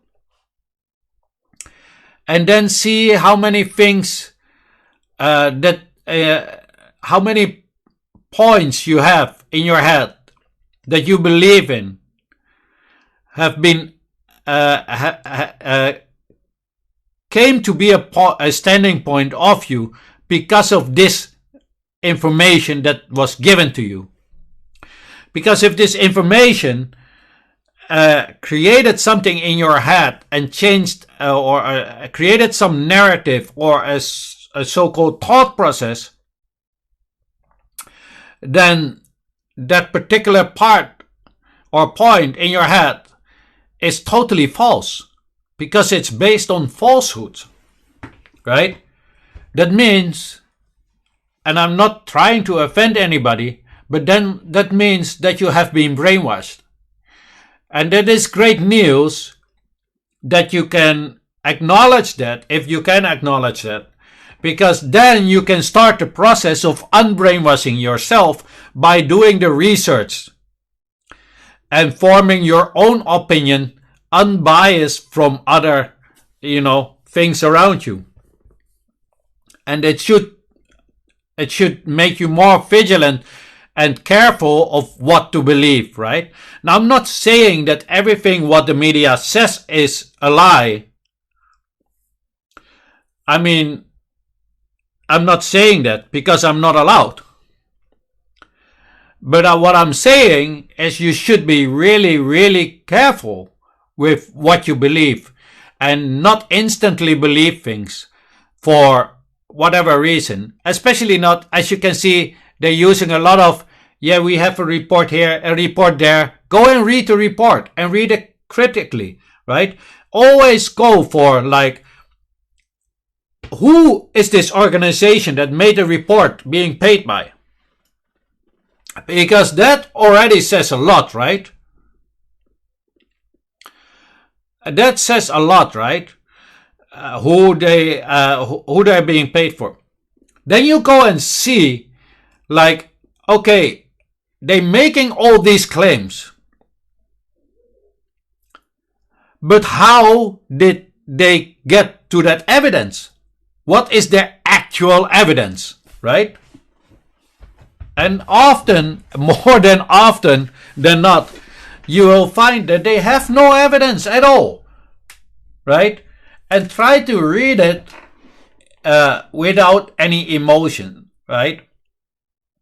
And try to exactly read what is written there. Because many people would read this research okay, we read this, and they have a whole story before to get you into a certain mood, so the things that come afterwards are easy to accept, right? And you should be very vigilant of this. And not only when it regards China or other or Muslims, but try to do it with everything they are giving you. Because if they do it with just this, what else are they doing this? Now, many of you are not familiar with the propaganda of the Iraq war, but that was similar like this. Demonizing, demonizing, demonizing. Also satellite pictures, witnesses, all the whole 9 yards. And in the end, they said they lied. And the entire Western media was in on it. Not just one, but all of them, right? Well, maybe except a couple. But the vast majority was in on it. Day in, day out, I had to listen how bad Saddam Hussein was. Day in, day out, I have to listen how they want to attack us. And they haven't done us anything wrong, ever. No evidence. But everybody believed them. Everybody believed them. And we did the same with Syria. It is something hilarious but also very sad because it was true. not the event that they were talking about, but what they did. A BBC or CNN reporter in Syria, I'm not sure if they were really in Syria because sometimes they staging things, talked about Saddam Hussein, what kind of weapons he was using. Everybody knows that story, right? I'm not going to say it right here. And they sent some reporters over there. And I think the video is still somewhere on, it must be flying somewhere on social media. And the reporter went and they had a little kid's backpack laying on the ground. Now that little kid's backpack, the reporter picks it up from the ground and smells it. And she says, yes, it smells chemical. Because that was what they accused the president of Syria, Assad, of. And everybody believed it. Everybody. And why did they believe it? Because they saw the little kid's bag. And once you see a little kid's bag, a whole picture of little children having a very bad day, you understand what I mean, right? Would change your mind instantly because your brain, it's shocking, right? And this is how the people accepted that lie. And what did the Pentagon later say? We didn't have the evidence. But what did the media say before? They have the evidence. And what have we done as a consequence of that? In Syria. I don't have to tell that, right? We all know. Ron says, yep, I did my research and I personally went to Urumqi, Xinjiang, Western lies. Exactly. The West is scared. Mukari says, the West is scared because Muslim countries are shifting to China. Yes, and they actually already have shifted to China, right? They started to trade in yuan.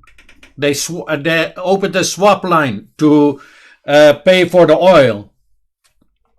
And I think there's a delegation right now in China to speak about I think it was also the Palestinian issue, but I'm not sure actually. Pity says it's usually what they try to cover that they need you to believe. Exactly. And then they did something to the evidence. I'm not going to say that for the algorithm, right? Was what Pity 44 says. Rashad said, we need more advocates like you in order to have more unbrainwashed societies. Thank you, Rashid. That's a great compliment. But the work is for ourselves, right? You have to see it like this. The responsibility for the truth lies within you, right? It's your responsibility. It is definitely our own responsibility. And, when we see about whatever event, it doesn't have to be about China or whatever, it can be any kind of event, right? When the media is focusing extremely like the spouse that you wanted to get rid of, the one from high school that just keeps on. You cannot turn a corner and it's there, right? If the media is working like that, probably there's something wrong with the narrative, right? If they are demonizing you when you speak out against or asking questions, probably they want you to believe something else than that is really happening, right? A lot of times we can also see like similar events that happened before and they just don't care, right? I like for Ukraine, for example, when that happened, every single day we hear Ukraine. And now it's like we don't hardly hear anything about it, right? It's all about Palestine. But also that, if you go to Instagram, then you see that a lot of what we see on TikTok is quite mixed, right? You see some are pro, some are against. It's quite mixed. But when you go on Instagram, it is actually only for one party. Those are not the Palestinians. I want to know what is the Chinese approach for solving the Palestinian case in favor of the... They are, in short, they want to have a ceasefire directly. And they want a two-state solution based on the borders of 1967, if I have it correctly. They say that the Palestinians deserve a state for their own because, yeah, it's their land, right? I mean, there's no because, it's their land. I can show it to you right here.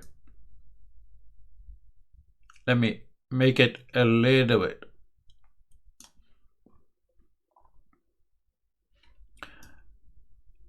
Right, you can see this is directly from the state itself. Let me make it a little bit shorter.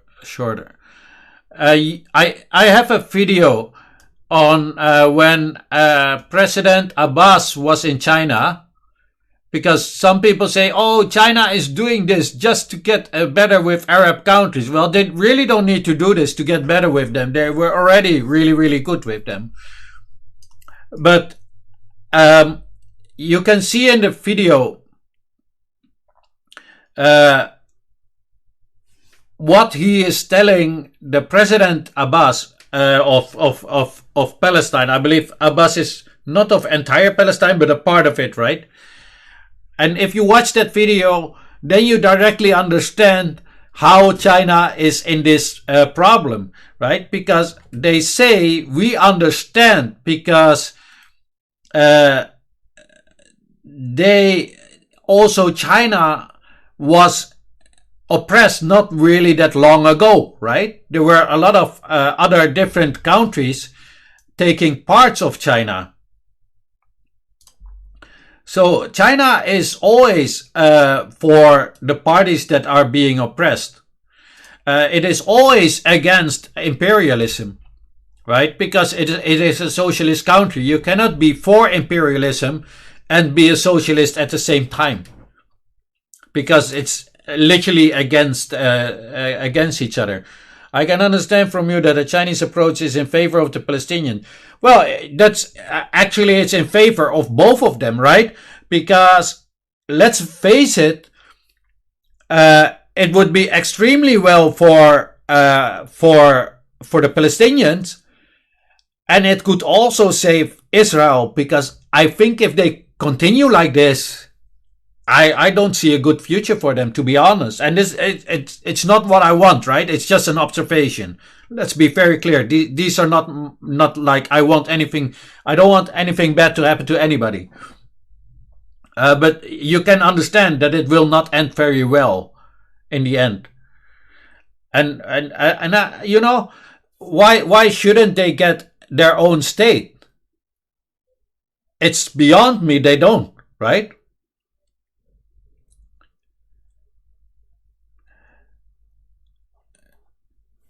Yes, that's totally true, Jasmine Looking. They are in really, really big trouble, right? What are they going to do now?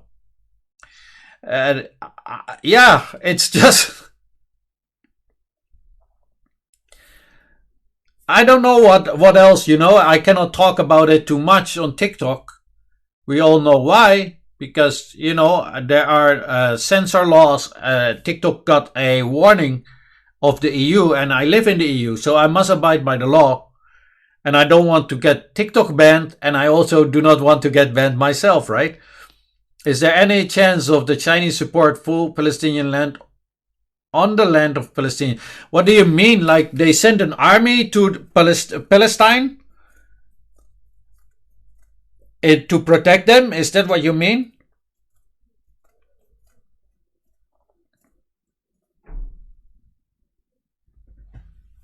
then you have to elaborate on that. So while you write that, can I go to the toilet? I don't want to be impolite, but I really need to go. Then you write whatever it is you mean, and then I will give you the answer when I get back, right?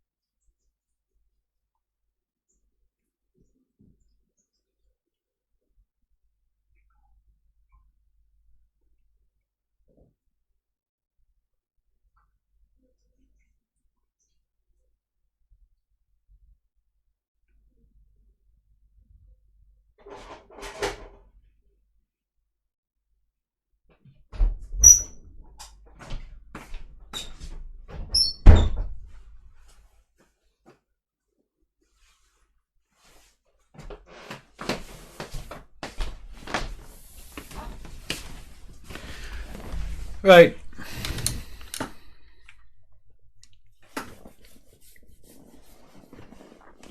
Let me answer that question. Sorry for that. How does the U.S. treat minorities and the poor? Yeah, that's also these people are suffering, man. It's really sad to see, right? I mean, especially considering they live in the richest country in the world, and you have to live in the streets like that. It's just unbelievable. Just me looking said, I can tell you, Egypt politics are crossing his ties with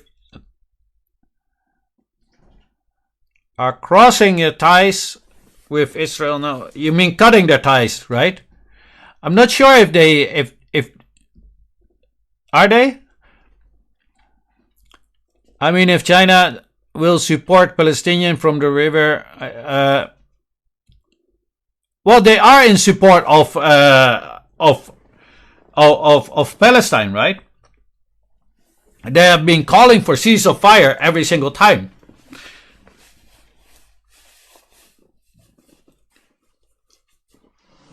And also for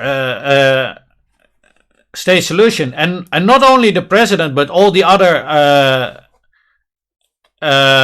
diplomats too, right? Like Wang Yi, foreign minister and senior diplomat, right? And soldiers are marching towards Saudi borders to get in. Yeah, I'm not sure. I think they took 2 ships from Israel also, I believe. Something like that was on the news, right? I'm not sure if Saudi Arabia is allowing them, because I'm really not familiar with how they operate together. It looks so weird sometimes what Saudi Arabia is doing, right? I cannot get a grip on it, and you know, and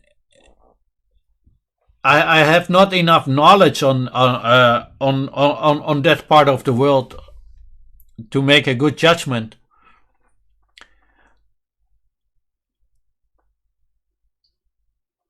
How come they are allowed to suppress free speech? Because I'm not sure what you mean with that 18FX texture.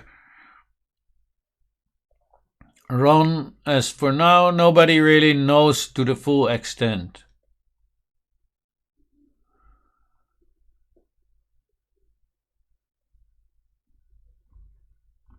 I'm not sure.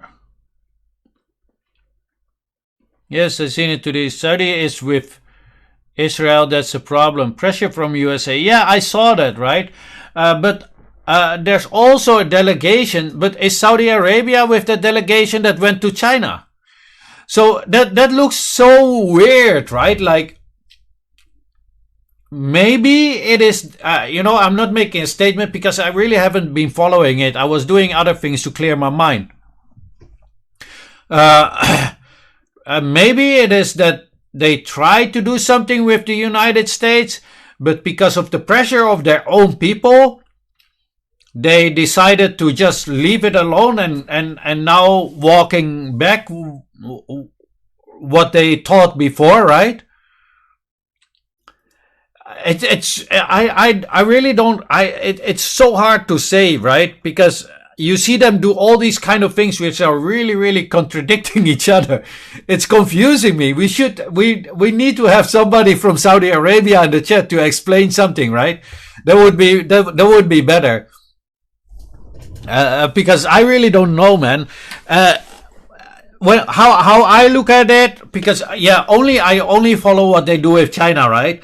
So sometimes I see them like, it looks like they really good with China, and then all of a sudden they do something really totally different, right? So it is really, really weird why that is, and why they keep changing positions. It's just beyond me. I don't understand. I just truly don't understand, right? Like, I believe you were not allowed to fly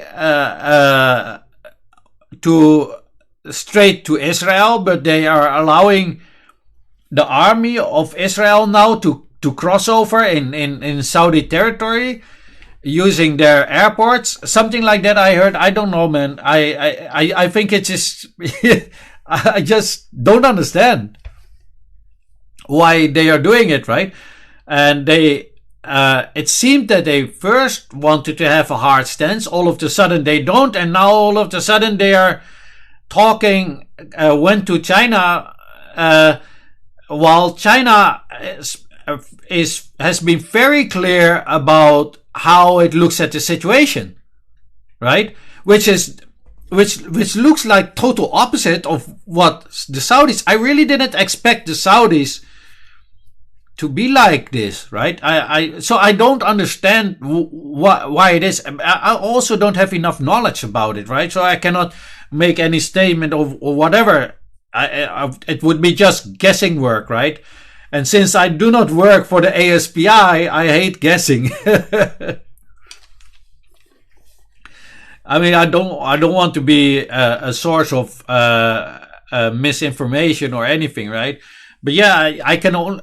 It's, to me, it doesn't make sense. Probably if we would have somebody from that part living there right now, would probably be able to explain it more better to us than, for whatever reason they are doing whatever.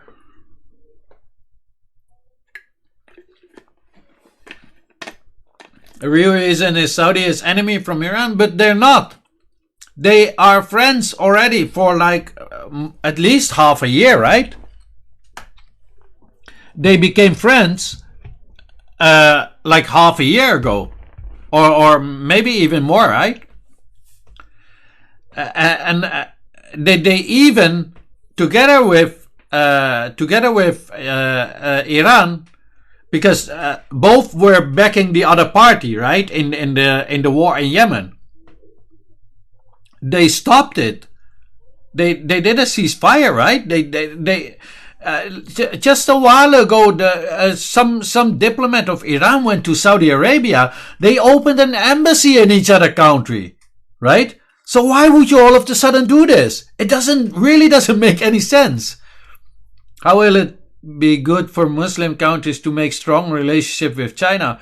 Well, I think, in my opinion, it would be way better, because it is just doing business, right? Often with the West, they want you to change all kinds of things in your government, which not always is in the best interest for your people. China has a non-interference law, so they will never do something. They will never go to a country and tell them what they have to do. They will never like, oh yeah, I'm going to borrow you. I'm going to borrow some money to you, but you have to do A, B, or C.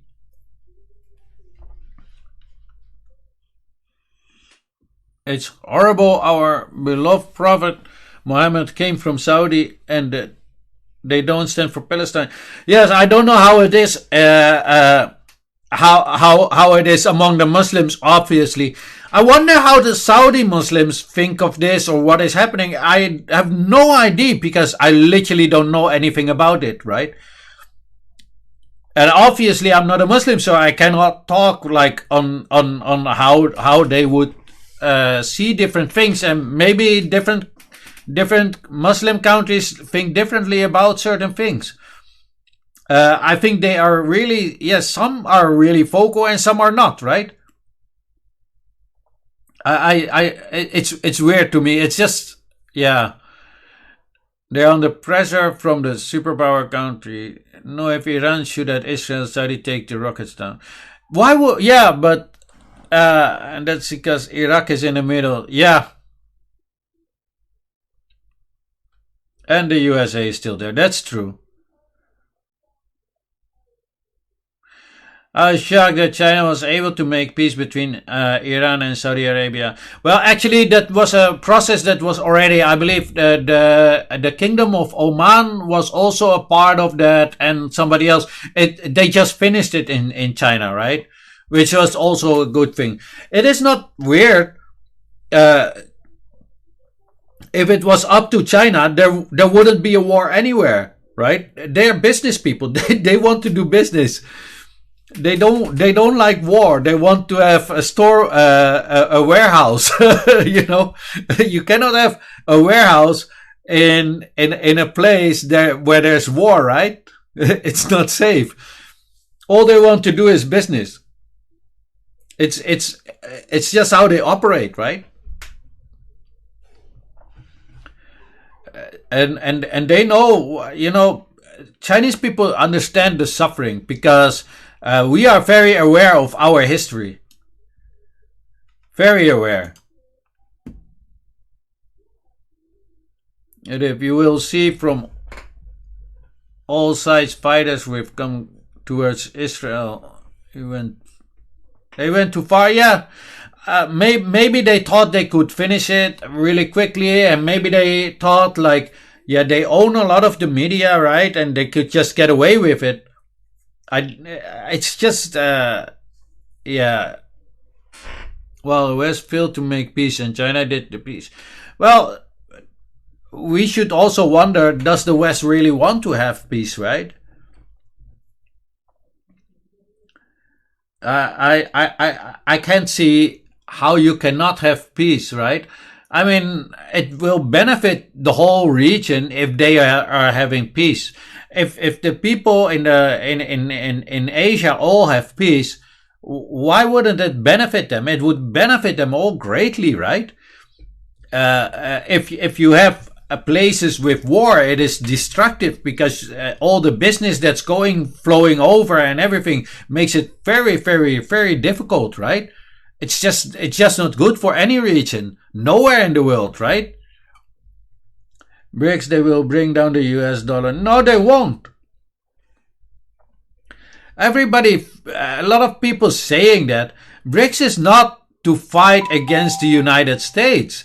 What happens is that because the United States often is weaponizing the dollar, a lot of countries are more inclined to have less dollars, because if you trade in dollars, you have to have so many dollars stockpiled right there. But if you are afraid that maybe one day they will steal it from you, then you will find other means to de-risk it, right? They're actually being forced to do that. It is not something that, and for the BRICS nation, the coin that they want, or the currency, is just to make it more easy for them to do trade together. It is not something against the United States. That is something that the West makes of it because, you know, You have one more enemy. It's great, right? Especially during election time. They always use that. I think the Middle East will be in better situation if it have connection with China. Yeah, well, it has a lot of connection with China. It will happen. China, Russia are gold back. US is in debt back. Yeah, that's very true. Uh, United States is doing very poorly, but don't forget that the US dollar probably won't fall anytime soon. A lot of trade is still being done in the dollar. But yeah, it's normal, right? If you are afraid that somebody is able to steal your money, but you need to have a lot to do trade with your neighbors, you probably will ask your neighbors if you can pay in your own currency, so you don't have to buy so much of the other currency of which you are afraid that they might steal it one day, right? And that is why I said once they started this with Russia, I said, oh my God, this is terrible for the long run for the dollar, right? But yeah, it's their country, it's their currency, they can do whatever they want, right? But what they are forgetting, and this is what always baffles me, is don't they understand that the whole world is watching? And the actions that they're taking, having a long term, could be extremely negative, right? I think all countries should pay in their own currency, yes, but not all countries have their own currency, right? Some have dollars, some have even francs, like a lot of African nations, right? They still are paying in francs. And now you want digital euro and digital IDs. I'm not totally against that. I'm just very worried about who is going to own it, right? I mean, digital. We already paying digital, right? Everybody is using PIN. No, almost nobody is using cash, right? I don't know if it. To me, I have no problem with it. I only a problem who is going to hold that money, right? Business is different from stealing. Those who want to steal are in favor of conflict. Yes, exactly. China doing business and other creating wars and conflicts. Yes, indeed, and that's a whole difference, right? No, Willendorf says digital currency is not good for the common man. I don't know why people say that. I actually also don't see the difference between now and then. I mean, a lot of people pay with PIN, right? And a lot of people say, yeah, but they can seize your money. They can seize your money now, right? I mean, let's face it, they can seize your money at any time they want, whether it is digital or not. Look at Kanye. Was it last year? Kanye West? They just froze all his assets. Look at the assets of all the oligarchs from Russia, right? Once that Ukraine thing started, all the assets, all the dollars were frozen from Russians, right? Or at least a whole lot of it, right? So they really don't need to have a digital currency to seize your money, right? And then look at the cartels when they get the cartels, how many millions they find in cash, right? I mean, if they want to get your money, they will get it. Trust me.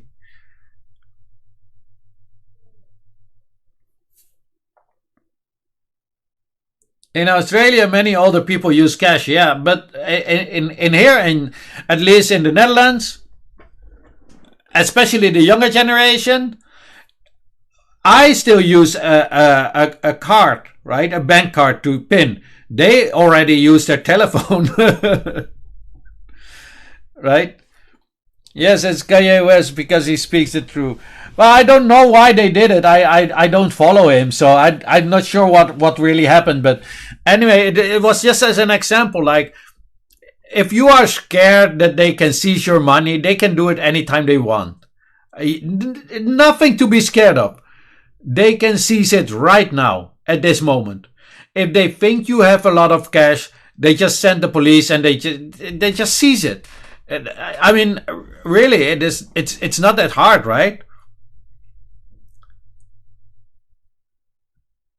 They keep cash under their bed. The government find it hard to trace. Well, yeah, to trace the money that they have. But why would you be scared of that, right?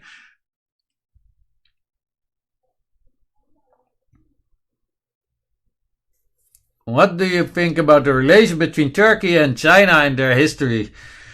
I think Turkey is a very difficult country. It likes to mess with a lot of things that do not align with a lot of other things that China stands for, right?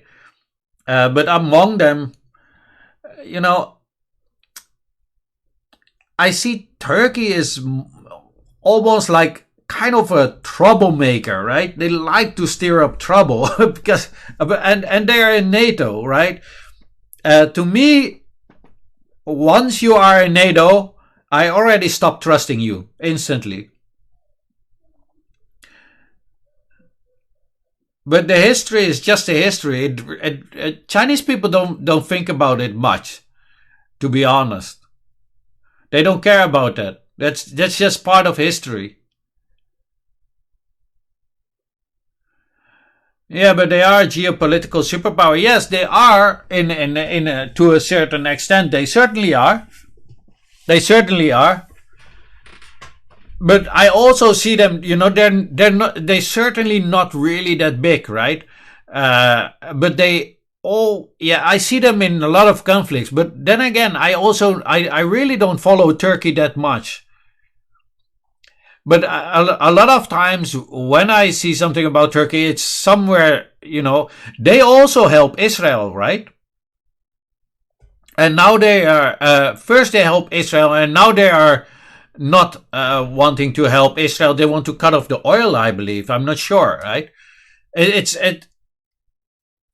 know, and how they were with negotiating with Europe and using their position, you know, it just like they really act like they are a NATO state, and that bothers me.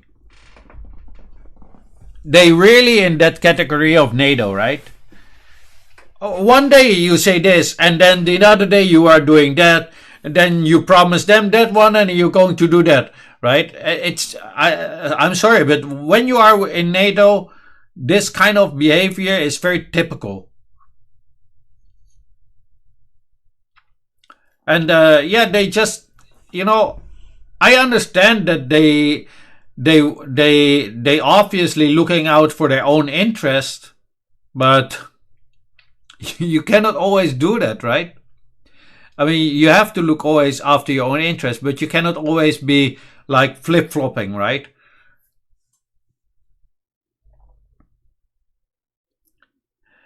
He is NATO, but Europe don't want them in Europe. Yeah, that's true. They have a very conflicting relationship. It is only because they are at that border, right? So it's an easy access to the rest of that part of the world. That is why they are there, and I think they also realize, and that is also why they're not really particularly nice to Europe, right? It is how I look like Turkey with their friends in NATO is an extremely abusive relationship. That is really But China and Turkey are trying to work together. I went to Istanbul, a lot of Chinese people there. Yeah, well, they're just doing business, right? It's just doing business. People just, you know, China is doing business. All they want to do is business. You know, they they don't want to have a lot of. They don't play those kind of games or trying to be on top of everything, right? The thing is, and I think a lot of countries can learn from that. China isn't competing with anybody; they compete with themselves. That's the only competitor is themselves. And I think also if countries really want to, just let go whoever is the biggest, they don't care, right? And nobody should care. Not in your life or anything, whatever, man. If somebody is having a bigger car, that's fine. As long as you also have a car or whatever, maybe a bicycle, so you can at least move from point A to B, right? If you have also a big car or a bigger car, it doesn't matter. It's only there to move you from A to B, right? Uh, they really don't care, right? As long as you have your home, maybe it's not a villa, but maybe you're really happy with it. That's all that counts, right? It doesn't matter if somebody is bigger or better in something, right? What matters is that you have a good place and you are in a good place, right? That's the only thing that matters. Uh,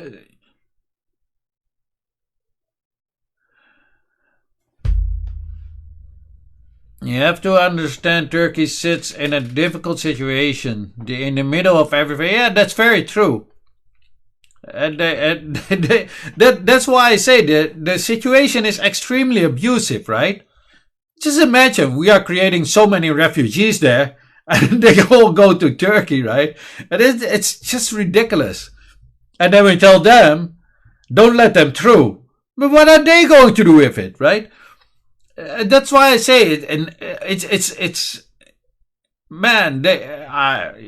But yeah, that's what they wanted, right?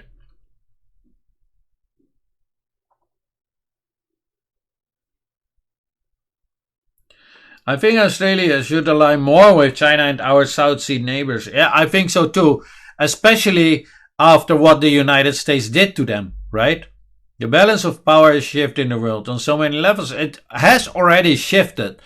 Uh, Now, what you see is just, somebody who's still on life support. That's what we see basically, and they are fighting for their place, right? Why would Australia want to be an enemy with one of their biggest trading partner? That's already not understandable, right? Now I tell you a story about Australia. So they pressured Australia into banning all sorts of apps and whatever from China, right? So China got pissed off, and they said they found something in the meat which they imported from Australia, because it was a huge import, and a huge export for Australia to China. They found something and they directly said, "Okay, we're banning your meat now." And after that, I believe it was lobsters, right? And the United States went to China and they said, "Well, we heard that you've banned the meat from Australia. We have the exact same meat," and they made a deal with them. If you are Australia, you should think of that. Like you're doing something for another, right? They are telling you to contain one of your neighbors and do not let them grow.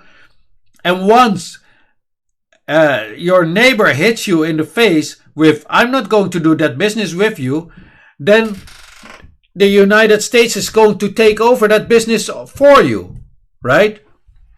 So why would you still want to be with them, right? That's ridiculous.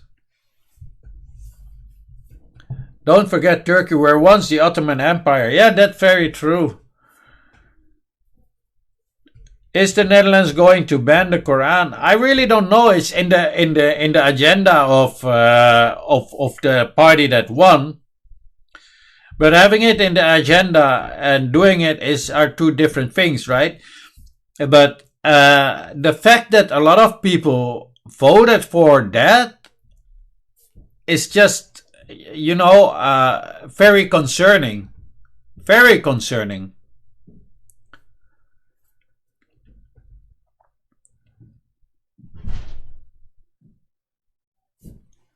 And also when I saw some other comments of Dutch people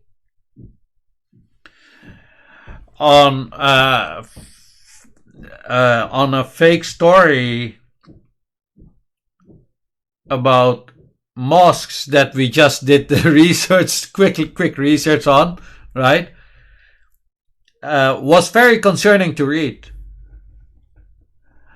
Because the followers of that party, I assume that they are, said things like, yeah, you see, China knows how to handle it, right? While this story isn't even happening, right? But the fact that they are saying that's fine to do, right? But the reasoning is, so if you would ban the Quran, what then, right? Why?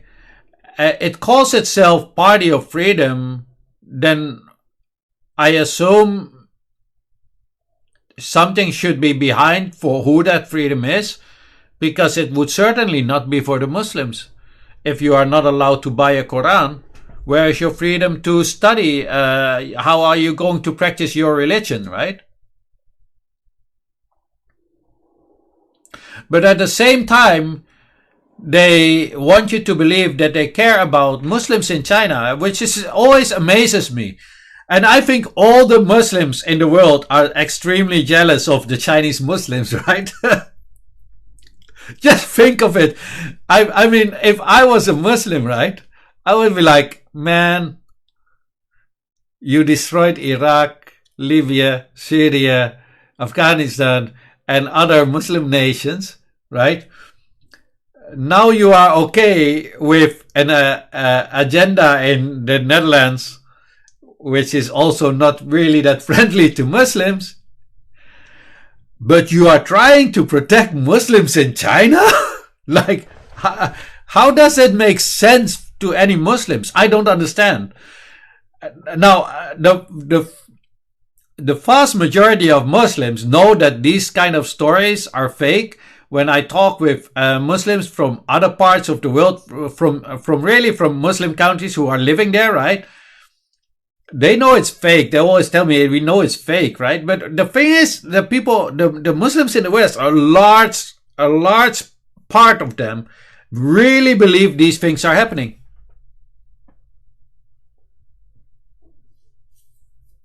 And that really bothers my mind, right?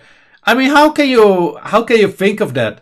Like, man, they go after each and every one of you, but they seem to care only about Chinese Muslims. As a Muslim, I would really think like, I look at the Chinese Muslim, I would think like, I would really want to be one of you guys. at least the West would protect me, right? Oriza says it's American hypocrisy. This hypocrisy is taking over Europe. It's already taken over Europe.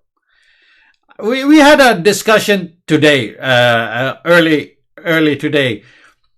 I told this guy, I said, well, if we created all these refugees, shouldn't we be first stop creating refugees, right? Shouldn't we? And he said, but we're not creating them. I said, then who started all those wars? So I pulled up the pictures of those, or the before and after NATO, from Yugoslavia. And he just flat out denied that we did that. Flat out denied that we attacked Afghanistan, Libya, Syria, Iraq and Yugoslavia, former Yugoslavia, right? Just denies it. And his point was, it was not the people that wanted it. Yeah, right. To be honest, it makes me laugh just hearing it. Yeah, it is. But it's also very sad, you know? Also very sad. Totally agree with what you said. Thank you, James. It is also very dangerous, right? You have to understand, you are telling, for the Chinese in China, it's fine. They don't care, right? For them, it is like, ah, man, it's those stupid people from the West again. We don't care, right? But for the Chinese people living overseas in Western countries, now in the Netherlands we have a huge Islamic community. It's really big. I think it's even bigger than the Chinese community now, right? So once the government is, once the media is telling the people, Chinese hate Muslims, Chinese are persecuting them, Chinese are putting them in camps, Chinese are demolishing all the mosques, Chinese this, Chinese that. How do you think the Muslims will look at the Chinese people? Right?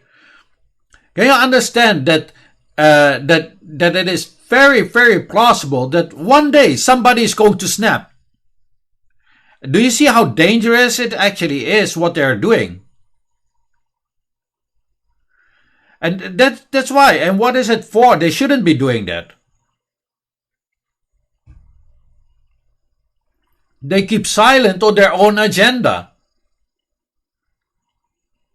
So what would happen if I mean, I also get the death threats, right? What would happen if somebody did something to me? Well, if it is a Muslim, what will they call him? We all know what the name is going to be, right? And we all know that the media is going to say, see, we told you so. They are like that. And what is the ruling party going to say? See, it's like that.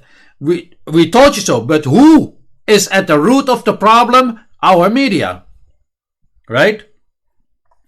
No.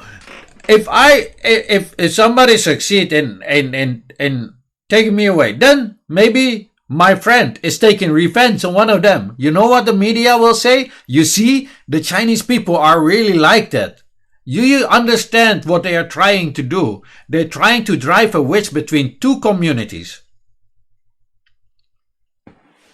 Right? All based on lies. The media will say free China. Yes. You know, China was freed in 1949.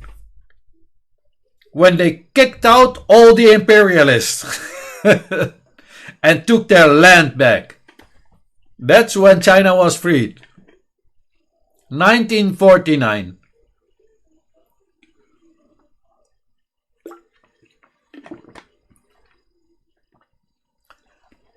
It is extremely dangerous what they are doing. And why is it okay to No, kick them to Taiwan. Taiwan is China. It is still China.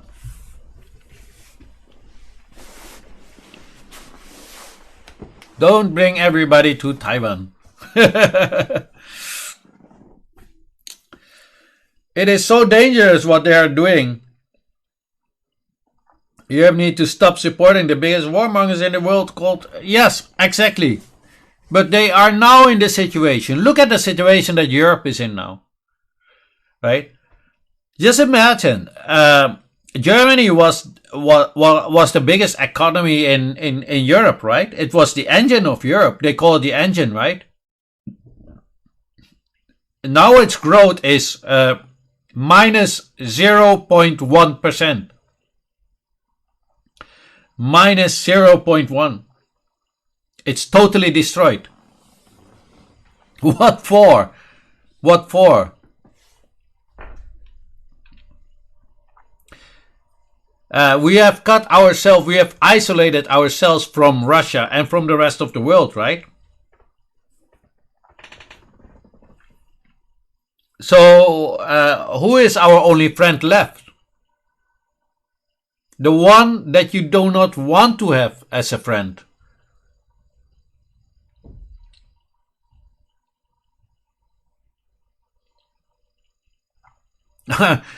Janet Aran says, I don't believe the lies they say, but there is also truth about the Uyghur people that are suffering. There are no Uyghur people suffering in China, my friend.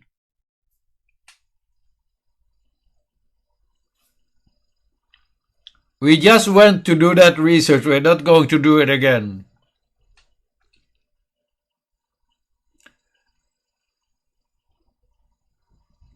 If there are Uyghur people are suffering, that would be from the sanctions imposed on them by the West. The exact same ones that are trying to tell you that they care about these Uyghur Muslims.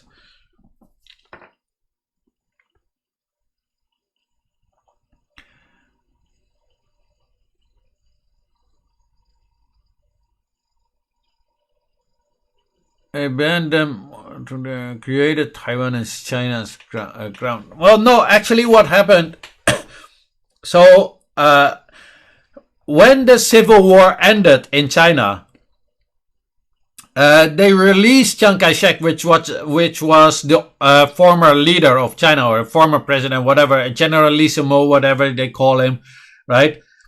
And he took the money and took like 1.2 million Chinese people and went to Taiwan, and then unalived all the communists over there and occupied it, hoping to regain strength to get back to the mainland and reconquer it. That was the goal, right? So Taiwan is actually occupied land. You could say that, right? It's an argument you can make. Because they lost the Civil War. And in 1971, with Resolution 2758 at the United Nations, Taiwan was recognized as a part of the People's Republic of China. Right? If you look up the Taiwan, the constitution, it says Republic of China. Right? That was the former government, or the former name of China. Horizon says the U.S. proxy war have destroyed Europe's economy. Yes, exactly, and that's why we should think why did we do that, right? And it doesn't affect Russia at all. Well, I think Russia did that. Obviously, it's never nice to lose a client, but it looks like they are doing pretty good.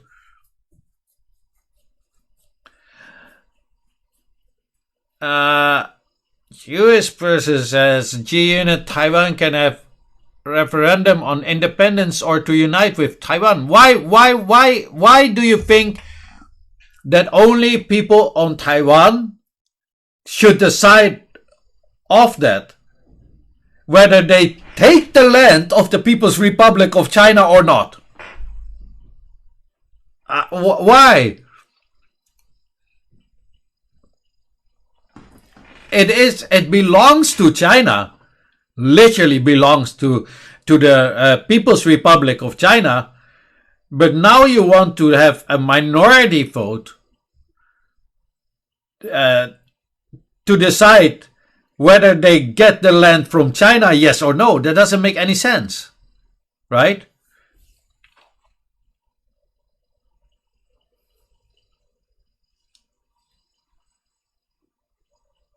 So is South Korea occupied land as well?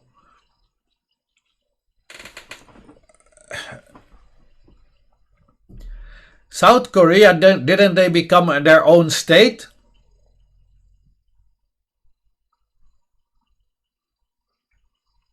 I don't know how South Korea is working with that, but indeed they are occupied by the United States. The United States has an army bases all over the place, right? That's occupation. Actually, the West media was not even bringing up Uyghur news. I had a classmate. Actually, it was from the West. It's all over the Western news. So people have no say on who they wanted to be with.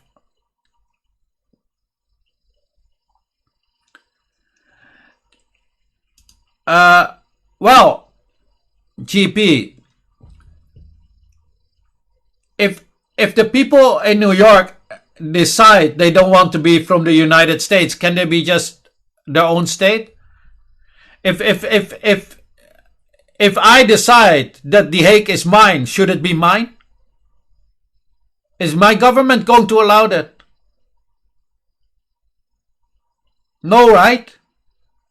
And why might that be? Might that be because my city belongs to the Netherlands? Right? Why is it that people can just decide whether the land it is theirs or not? Land is from the countries.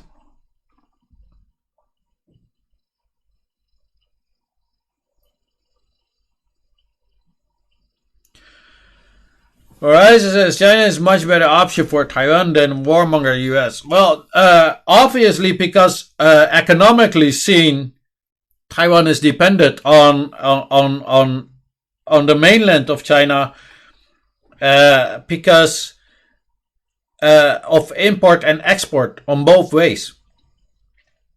If they wouldn't have the motherland, they would have been collapsed already.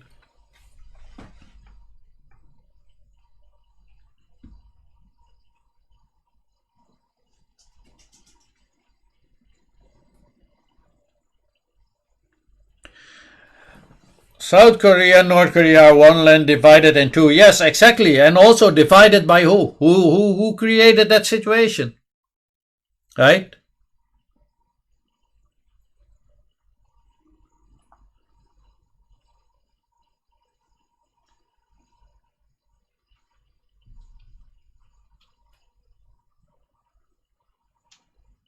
South Korea and Taiwan are prisoners of warmongers US. Yeah, that's also a way to look at it. I wouldn't say it, but it is a way to look at it.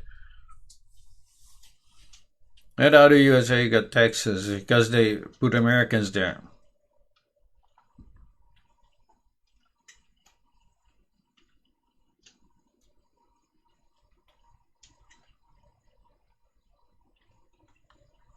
Taiwan is just a part of China, and it always has been, right? So why would you let all of the sudden let other people decide? What is this about? So you say like, oh, why don't we let the people in Hawaii decide whether they can get their country back? Because as we know, Hawaii wasn't a part of the United States, right? So why don't we do that? Why I never hear something about that? Let the people have a vote. I think the people in Hawaii are not even allowed to make a poll like that.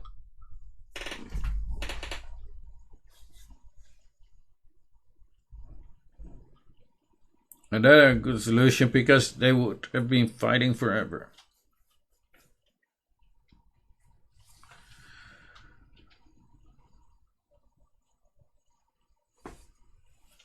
Palestine should just get its own state, right? At least it's a bare minimum. Why wouldn't they have their own state? It's their land historically in every typical way, right? There's no way about it. And but yeah, I don't know, man. Whatever it is going to be, I hope they get their own state. It would be much better, but they also need to have a place with where they have their own resources, so they will not be depending on other people, right? Because what I believe now, what they always say is that Israel can just shut down their water or utilities. That's weird. Those kind of resources should never be in the hands of another nation, right? Or a state.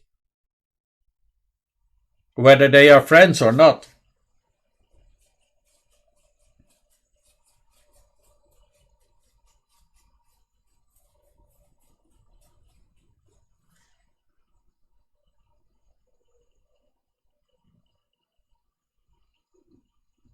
Anyway, it's getting late.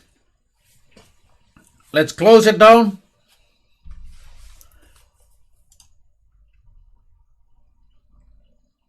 It has been a long life.